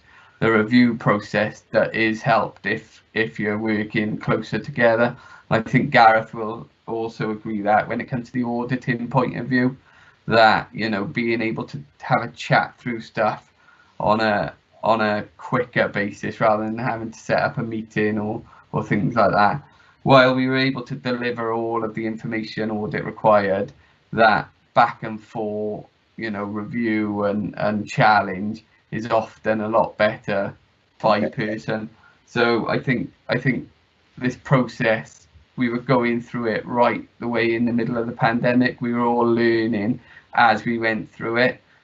Teams was new to everyone. We were doing accounts from home for the first time ever. I think it was all a new process, and we were going to get these simple errors that come up, but we can learn from that next year if we're in the same position, if we're still working from home, which at the moment certainly doesn't look like it might not be the case. We can learn from the past experience that we've got. So it's about review really, and just understanding where those simple errors have happened, that they don't happen again. So hopefully that'll be, just keep an eye on the time here, that's all. So hopefully that will be picked up as part of the learning lessons document. Yeah. Oh, and that's something I was going to pick up in our notes. We've already done an evaluation of the ISA 260 and what's been picked up, and the review of how the accounts have gone. And this is where we have picked up these issues, that they're human errors that have caused this, not issues with maybe how the ledger has been set up or the process in terms of the code, how we're applying it through the ledger. So they have been, a lot of these are simple human error. So yeah, it's something to keep an eye on. We have done an evaluation already. We will do a formal lessons learned, which comes to the next audit committee, which we do alongside WAO. But we have already got together with Myrian as head of finance with the team to discuss the ISA 260 and kind of how we go about fixing this for the future. Oh, okay. Sorry, Councillor. Just one small point. Define short-term loans. Is it within one financial year or? Well, in terms of cash and cash equivalents, we deem short-term as anything under 3 months. So if I give you the example, the 2.5 million, which is the fourth bullet point of the point that the chair is on, we deemed that as short term because we were due to pay that back within that 3 months. The investment was due to come back within that 3 months. However, Audit made the point, well, you reinvested that past the 3 months, so that's why you should deal with it as not as cash and cash equivalents, because you've reinvested it. So they looked at it as a totality. I think you can argue that either way, whether that 2.5 million is the same 2.5 million that you've reinvested, because there is an argument there. But as I said, because there was an issue with a large part of this note, I think we took a pragmatic view that, look, if we're adjusting things, let's agree with Audit on that point. But it's anything less than 3 months when we look at cash and cash equivalents. But that's in our accounting policies. Other authorities will have different views. Okay, so with the document itself, and don't get me wrong, I'm not expecting ever to have no errors in the accounts. It's just learn a lesson going forward. So from the ISA 260 then, I think one of the actions is for us to note the ISA 260, ask our comments, and therefore, if you are happy to authorise me then to sign a letter of representation along with Myriam. So I think the letter of rep is Appendix 2. Is that correct, Gareth? Appendix 1, Chair. Appendix 1. Sorry. Is everyone happy for me to sign that electronically today? Yeah. Okay. So that's duly noted and approved. If we can therefore, if there's no other queries on this item, we can then go on to the accounts itself. And before Owen says his little introduction, just to remind everyone that we did have a drafted set of accounts in July. I know I put my comments in. I dare say other people would have given comments as well, if appropriate. Hopefully Owen can confirm that those were addressed as part of preparation of the final one. I have got a number of observations and queries on the accounts as well, but I'll wait for Owen to finish his introduction first. So over to you, Owen. So that's item 8, note the annual accounts. Okay, thanks, Chair. So I'm hopeful that I don't duplicate too much of what was just previously said, but I did want to run through the report, which I've written as a cover report. Obviously, we're in a slightly different position to where we've been in the past, in that in previous years at the draft stage, we've been able to provide a presentation for you and run through the draft statement of accounts, which often picks up the big kind of ticket items. So what we attempted to do was obviously send out that draft statement of accounts to all Audit Committee members, and we also sent alongside that a presentation which did give the key items of the statement of accounts. So I don't propose to go through those again, and I hope that that the Audit Committee members were able to see that presentation and pick out the key items. And obviously you've had the draft statement of the final statement of accounts, sent to you prior to this. So if there's any kind of specific points of the accounts, then I'm happy to pick up that after I've done this cover report. In terms of the cover report, we did the draft statement of accounts on the 6th of July. As has been picked up already, that was past the statutory statement of account date.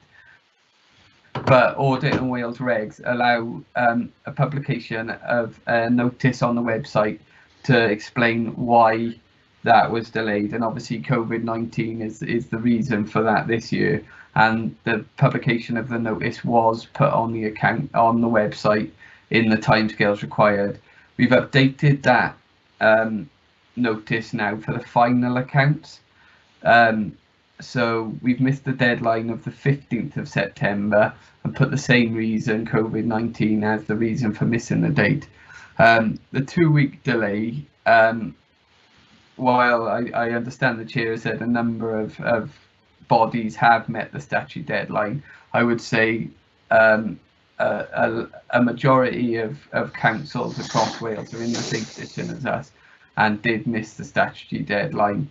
And I would like to put on record my thanks to the team and Audit Wales about how the timescales that we've done it in. I think it's been a real difficult process during lockdown to be able to do this and get a true and fair view statement of accounts in. So following this, you'll sign the letter of rep, which has just been agreed on the previous report. Hopefully Audit Committee will give authorization for Myrian to sign the accounts, and they will be published on the website following this meeting. Hopefully the date given for this is the 30th of September, so the Auditor General for Wales can sign the accounts himself and send them back to us. So they're looking to be presented on the website on the 30th of September. This report does touch on the ISA 260 and the reasons why we haven't adjusted for the unadjusted misstatements on the ISA 260. We've already touched on that, so I won't go into them any further detail. In terms of the other issues, Gareth did pick up creditors. There was an issue with creditors this year. In the past, creditors and debtors accruals have actually been audited and been pretty good in the past number of years. I think this year, with people in lockdown and the COVID-19 issue, there was going to be a lot more estimations and assumptions made on creditors. I think that was identified by Audit Wales as a reason for these errors on creditors. However, I just want to give assurance to Audit Committee that we will be contacting, alongside our close down memo, everyone who makes creditor accruals, the need for robust working papers and that their assumptions are robust about making accruals. So there's going to be a strong message put out prior to close down of the 21-22 accounts on this issue. We don't want it repeated again.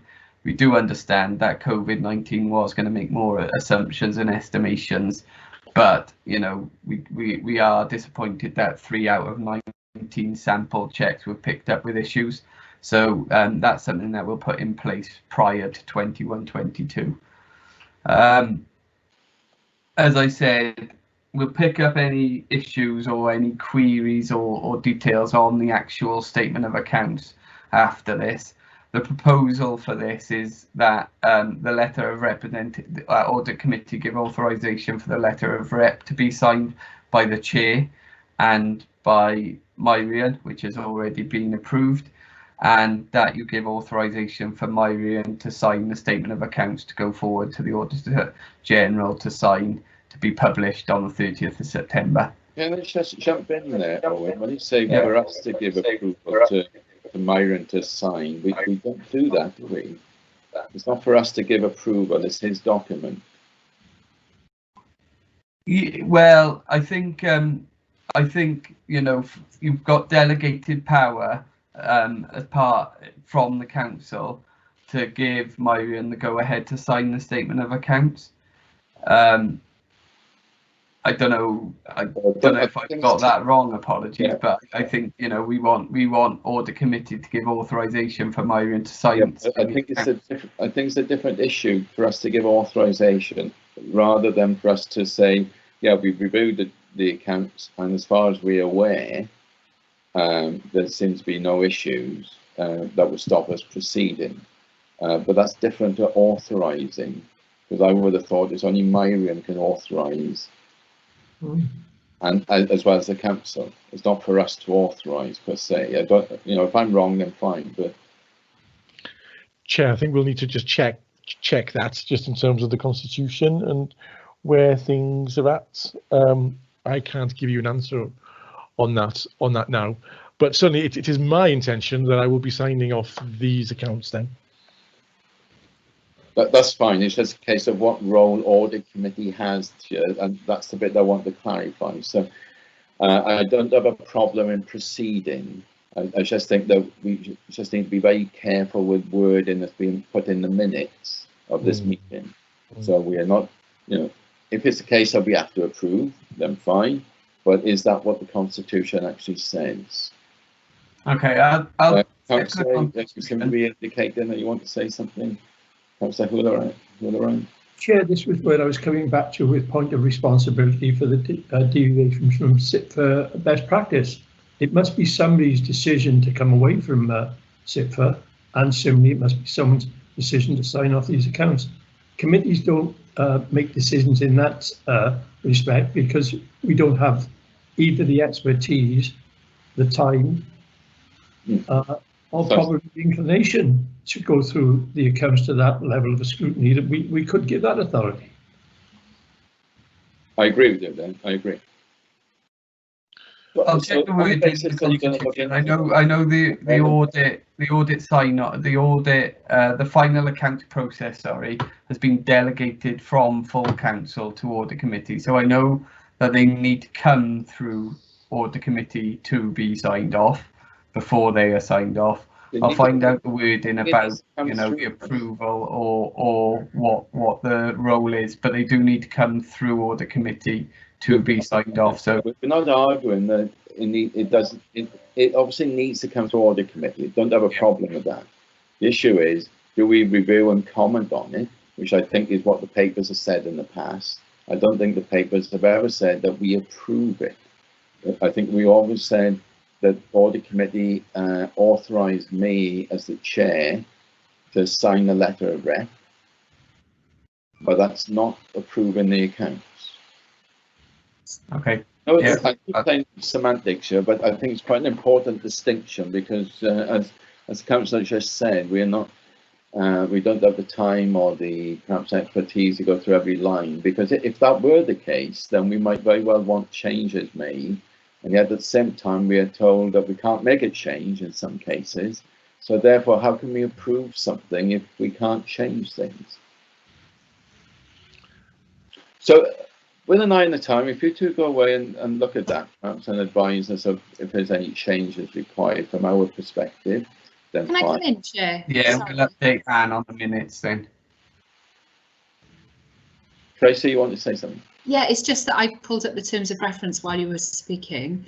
To receive and approve the council's annual statement of accounts in accordance with the regulations, that is in the terms of reference of audit committee, just to clarify that point. In terms of the regulations, so what does that mean, that last bit? Well, it does say to receive and approve the council's annual statement of accounts. Right. So I think you are therefore authorising. We are asked to approve these accounts then. That's what the terms of reference say, yeah. Okay, so we can only, if we agree with the accounts, we can only go by the confirmation we've had from the head of finance and audit, etc., that we are good to go with the accounts. That's fine. Thank you, Tracy, and Chair, that's duly noted. Thank you very much. Okay, so on that basis, then can we go on into the accounts now then? And do you want to say anything else, Owen, about the accounts before we start with the queries? No, just obviously the corrected misstatements are on the appendix 3. So they're the changes from the draft. So they're the changes from the draft statements and the presentation that would have gone before. There's very little which would have changed what was in the presentation on the draft accounts. So therefore that's why it hasn't been updated and sent again, because the presentation still picks out those key points and they still ring true. So there's very little that has changed from the draft, which has a significant issue. As I said, a lot of them are around reclassifications, all of the corrected misstatements. So unless there's anything that anyone wants to pick up from that draft presentation or anything they've noticed in the accounts this time round, then I'll pick up individual comments. Okay, so I've gone through the accounts again then. Okay, and I think I'm not going to go through every page, but I certainly think that it'd be worth having a last look, because the alignment of some of the tables is a little out. No, I don't know if it's the pack that I've got, but certainly the alignment in some of the notes further back is a bit out of kilter, particularly in the debtors and the provisions notes. I think there needs to be consistency again with decimal places and the use of how you use month names. So, for example, you say October, November, and then other times you use OCT or NOV. You shouldn't use abbreviations, basically. So, again, I mentioned this before about house style. You know, I do think it's something that needs to be looked at. In terms of queries on the accounts themselves, so can I just raise a couple of questions? One is on the capital slippage. So you've got the capital program. So if you go to page 120 of the pack or page 10 of the accounts, it says that the outturn position of capital 1920 showed a total slippage of 8.5 million. So that's broadly 20% of the capital program for last year. And over the last few years, it's been slipped 20–25% every year. I'm just wondering, why is the capital program so badly managed? Because to be out by 20 or 25% every year, and yet you're making a big statement about how, you know, we've got this really ambitious capital plan of 200-odd million over the next 6 to 7 years. If that 20% slippage was replicated, we're going to be out by about 40–50 million, aren't we? So I'm just wondering, therefore, you know, what's going wrong with the capital program?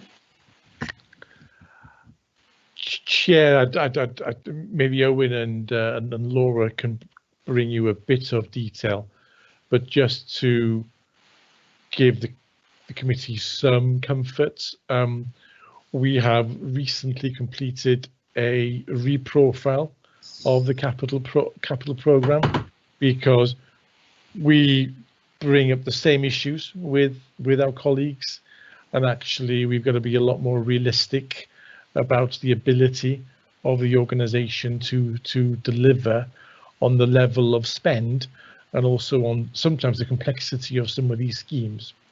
So we are continuously, but sometimes we make a particular project of it, trying to profile the programme correctly.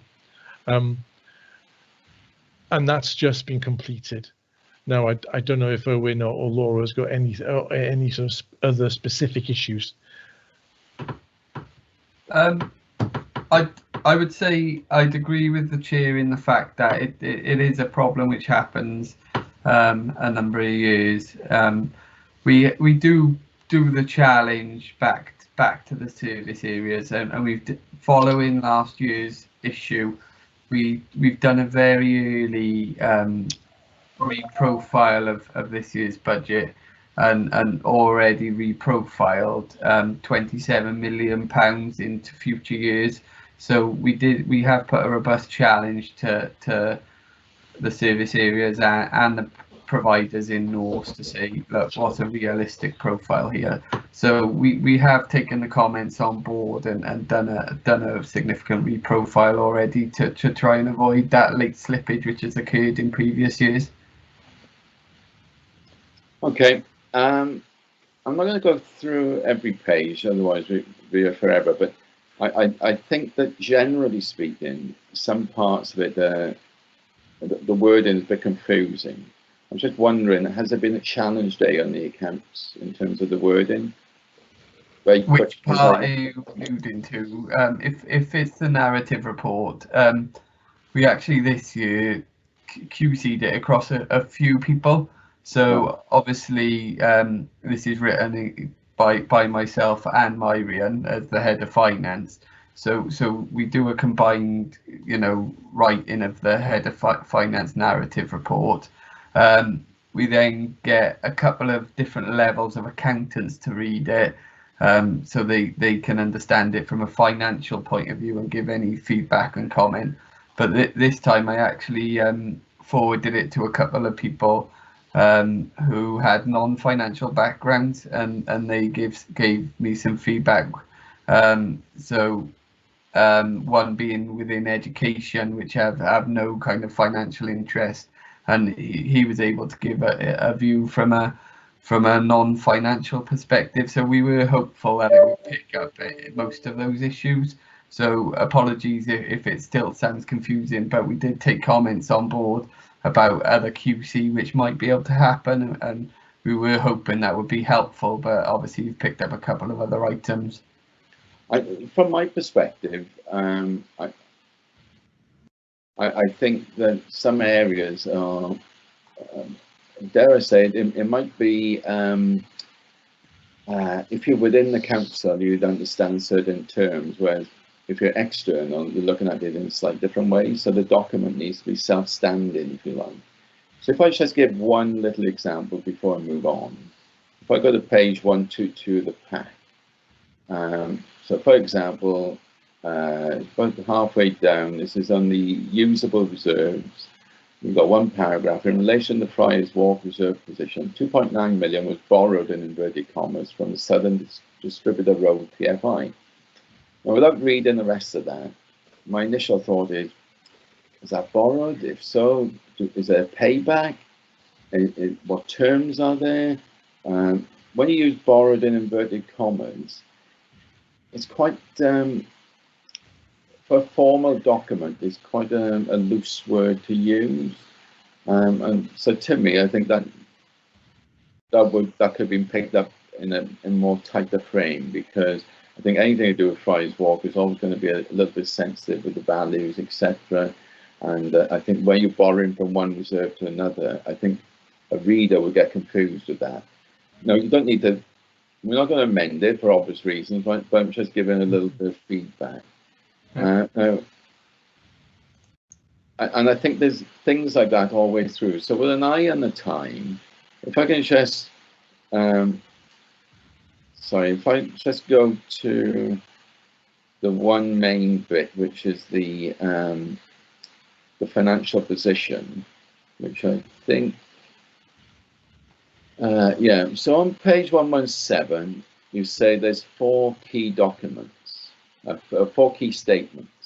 The CIES rather, and then balance sheet, etc. And then you go on to the financial performance.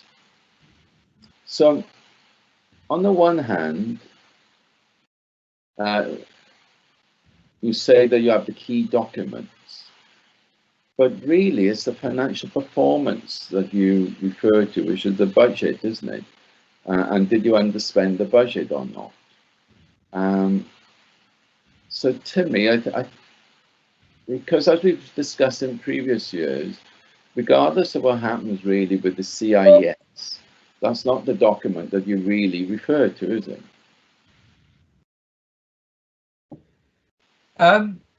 Yeah, Chair, I think, I think we in this kind of situation, what we're doing is saying what the accounting statements set out, that there are 4 accounting statements then.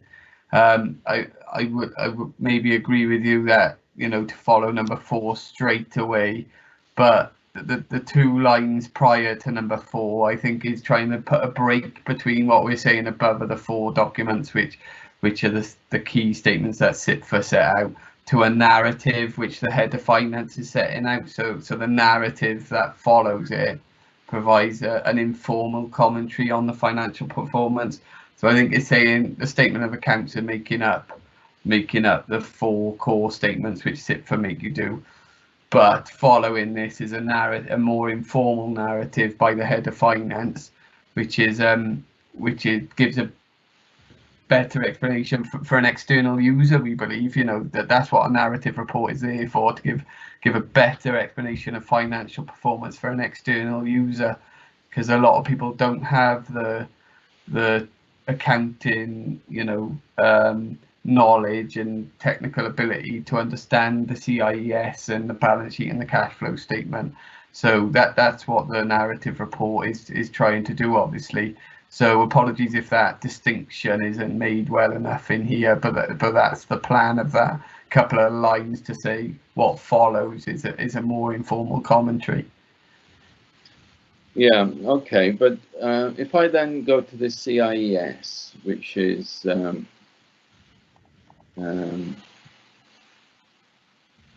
we're going now to where is it? Page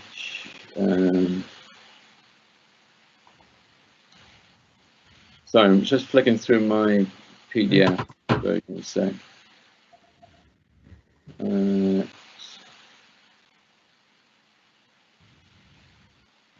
yeah, so if you go to CIS page, have we got the page number there? Yeah, 161, I believe, on the agenda. What was that saying? Page 161 on the agenda. 161.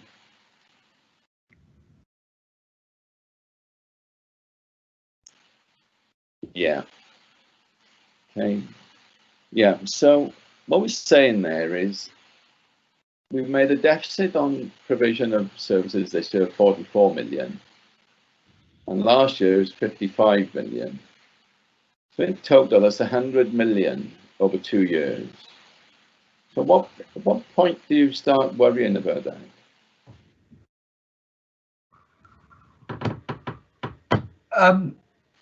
You know, I think you've got to take into a view the kind of technical items which go through a statement of accounts for a council.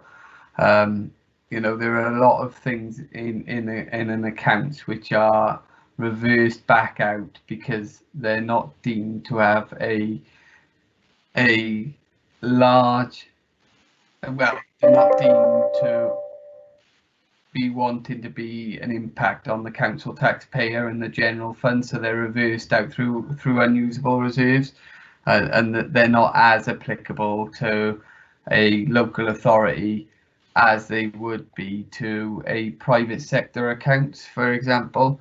So you know, you need to take into account what goes through the CIES, so there'll be adjustments in there for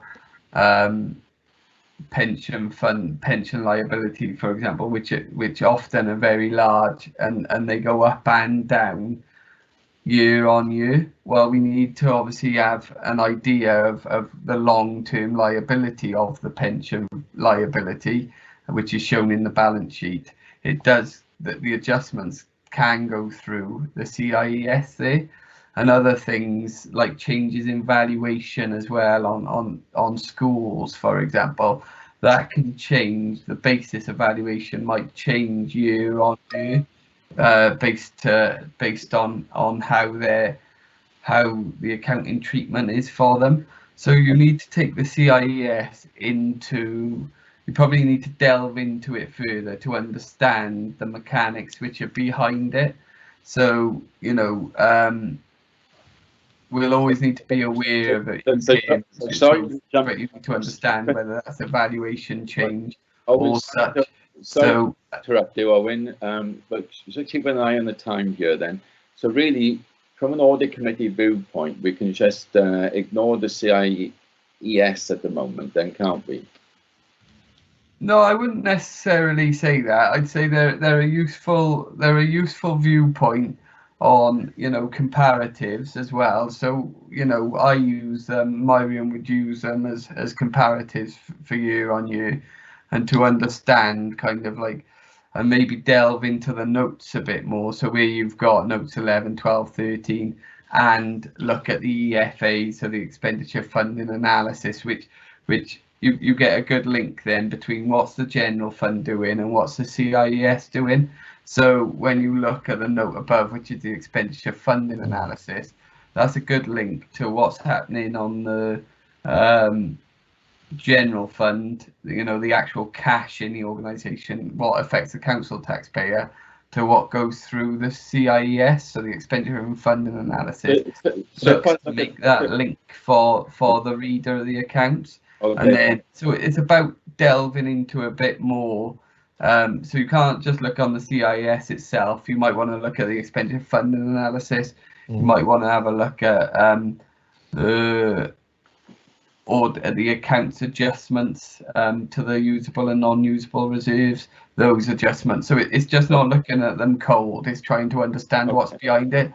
but Yeah. certainly they're a good comparator. So I'll often look at these, and if there was a big difference in kind of net expenditure year on year, that's something I'd want to delve into a bit more.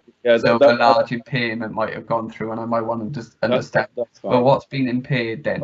So while they can't be looked at on their own single basis, they are a useful tool for the audit committee and any readers of the accounts. Okay, well, thanks for that. Sorry for interrupting. Just trying to condense things to keep it on track. So I've just got 2 queries left. Okay, so on that funding analysis page, halfway up, we got the surplus of 1.8 million. You see that line? Yeah. Where does that go into the little summary box below? Shouldn't that 1.8 million go into the surplus line there? No, that surplus of deficit between the general fund is looking at the 6.5 million general fund. We did allude to it. Right. So there's no linkage between. There's no change to the general fund. That 1.8 million went. That's what got reported to audit committee. That 1.8 million. That 1.8 million is an adjustment between.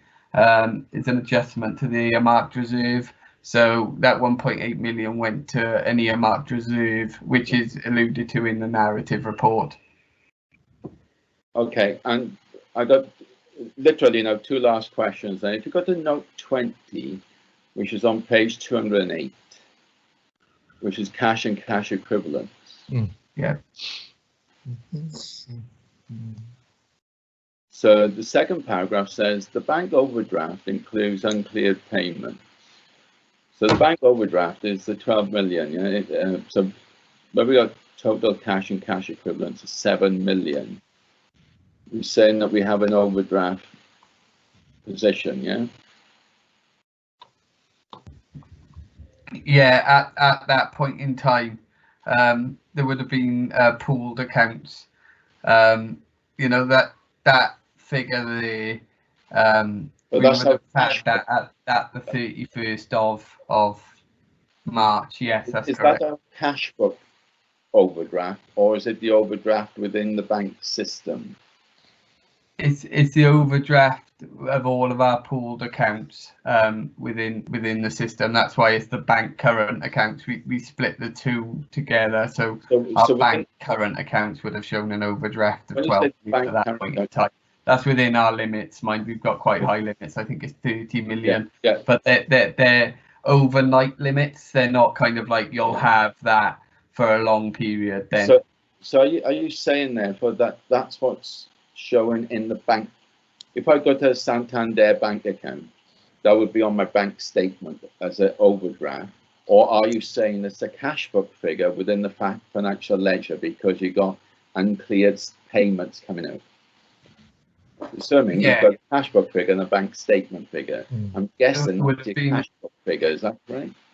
It would have been the ones on our cash flow system that would have been shown as the 12.4 million. Yeah, so we're not necessarily overdrawn with the bank because you would have put money in to deal exactly. Expected payments. Yeah. Yes, that's okay. Correct. And one last question then.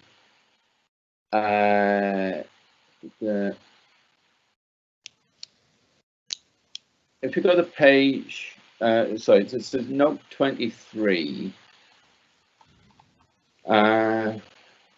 Which is on provisions, and if you go to the last box there, which is other, so you've got other provisions. You're saying the majority of this is in relation to the income subsidy that is due for Friars Walk, the 7.5 million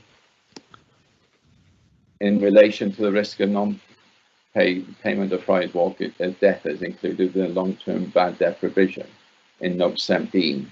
Yeah. So if I look at the actual table up above, then are we saying that the Friars Walk provision is 904,000? Sorry, what did you say then? No, in the other long term as well. got So the you need to take majority of into this in account the other relation to long term. So you've got other and other long term. So it's the two together. There are other stuff within that. Obviously, there's commercial sensitivities with other things. That's why we've kind of pulled them together. Commercial sensitivities within other things within those. That's fine. What I would suggest that going forward in future years, that tables like that can be removed for simplification. So when you're talking earlier about you're trying to streamline things, I think there's things like that that could be streamlined. Personally, what tables do you mean? Sorry. I think it's too much information in there in terms of the wording below the tables. So if you're looking to simplify the accounts, that'll be one thing to simplify. It's just an observation, but yeah, I think when this initially was put in, Chair, I think that actually Audit wanted us to explain the other a bit because it was quite silent before. But Audit did want us to explain the provisions a bit. I can't recall the exact conversation, but we'll take that point on board and see I think when you're looking at it, if you're going to explain it, fine, but it looks confusing when you're reading it. And also we wanted to link, obviously not hoodwink maybe the readers of the accounts and link the 7.5 million that was in the financial instruments, you know, that there was a bad debt provision within long-term debtors as well, so people could get the overall picture. So it was really trying to be helpful to the readers of the accounts. I appreciate that, but I think when I was reading the accounts earlier or yesterday, some parts of it were actually quite confusing. Okay. So, yeah, we'll take that on board. Okay. Yeah. So are there any other queries with the account? That one. From our previous conversations, if Owen were to take the notes out, it's going to make it more difficult for you to be able to sign off the accounts, and it's going to lead to a lot more questioning of how he came to the numbers that he's come to. You know, we need to resolve this idea that you totally need to understand the accounts as chair and we do as members. And if you start to take out notes, we're going to have to go back and back to try and find out where the figures came from. Sorry, I'm losing my voice. No, I agree. I agree with it. There's always this balance between too much information and too little. All I'm saying is, if a note is going to be in there, which is fine, I don't have a problem with a note being there. I just think it needs to be worded more clearly. To me as a reader, I was a bit confused. The fact that I raised a query tells me ideally you don't want any queries on a document, but that's the only point I'm trying to make. With that in mind, are there any other queries on the accounts? Sorry, Chair, I was just going to step in just on that point as well. Yeah, so just to clarify, in terms of that disclosure table below note 23, that is a CIPFA code requirement. Right. The table is there. So obviously we can look at that in future years in terms of the exact wording to make sure it's more clearly reflected and so on, but that just gives some context as to why the table's there. I appreciate that, thanks. Is there anything else in the accounts before we move on and authorise it? No? Are we all happy, therefore, for the accounts to be approved for Myron to sign off? Yeah? Can we have that duly noted then, Anne? Yes, Chair. Okay, thanks. One last thing for me then before we go on to the next item is to say thank you to Owen and the team and Myron and the auditors. I know it's a lot harder to work remotely, definitely. I know from my own experience, so it's a job well done, I think. Thank you, Chair. Okay. On to item 9, therefore, Audit Wales Financial Sustainability Report. Gareth, is this you? Chair, well, yeah. Sorry, Chair, it's me that wrote the report, so I can start off this.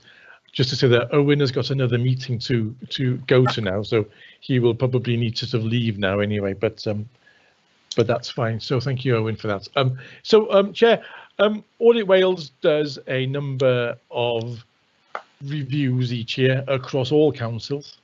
One of the ones they did last year was financial sustainability across the local government sector. individual reports were sent to each council.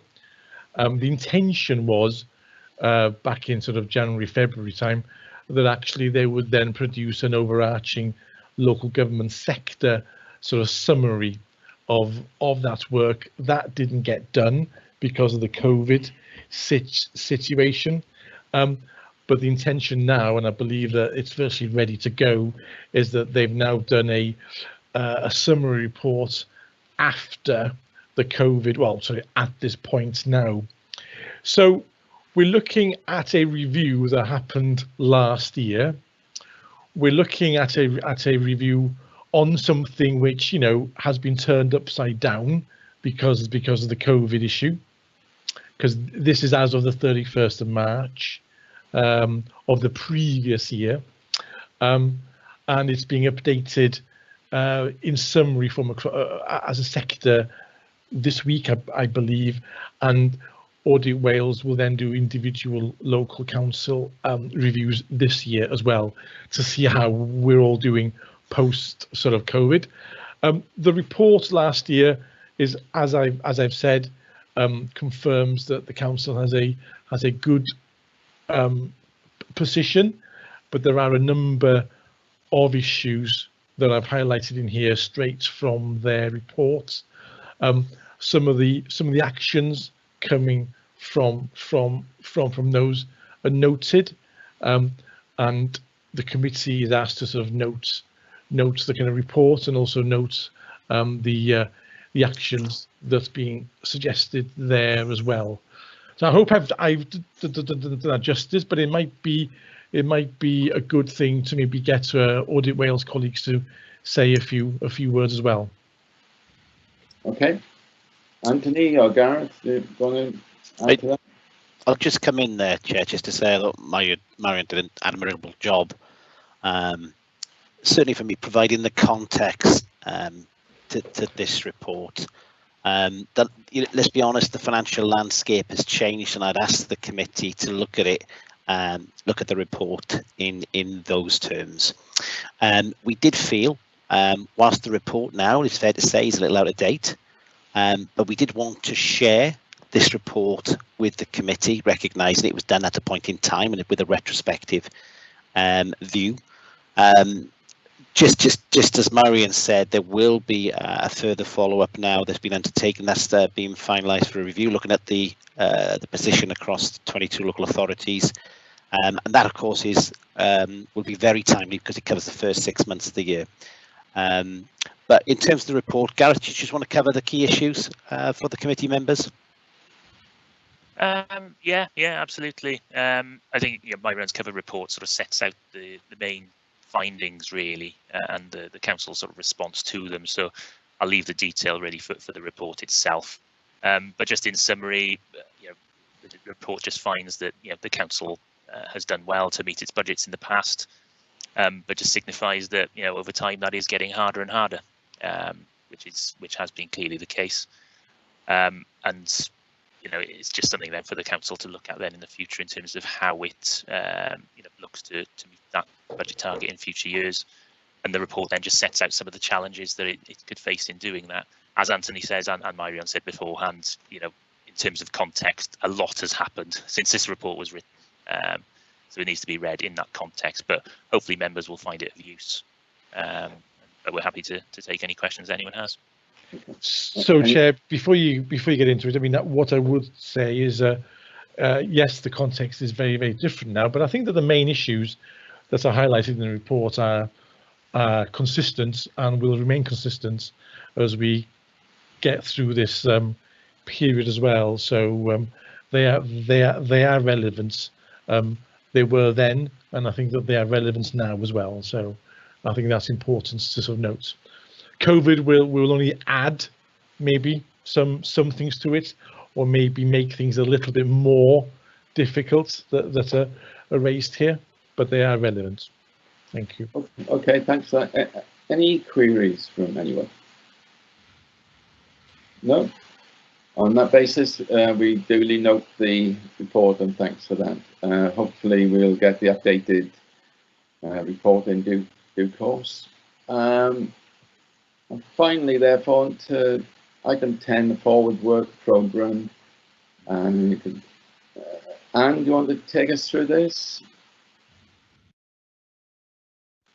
One moment, Chair. I do apologise, my phone is ringing. Let me have a look. I think it's a standard document, isn't it? It is a standard document, and I do believe that at the briefing there were no changes to make to the draft work programme.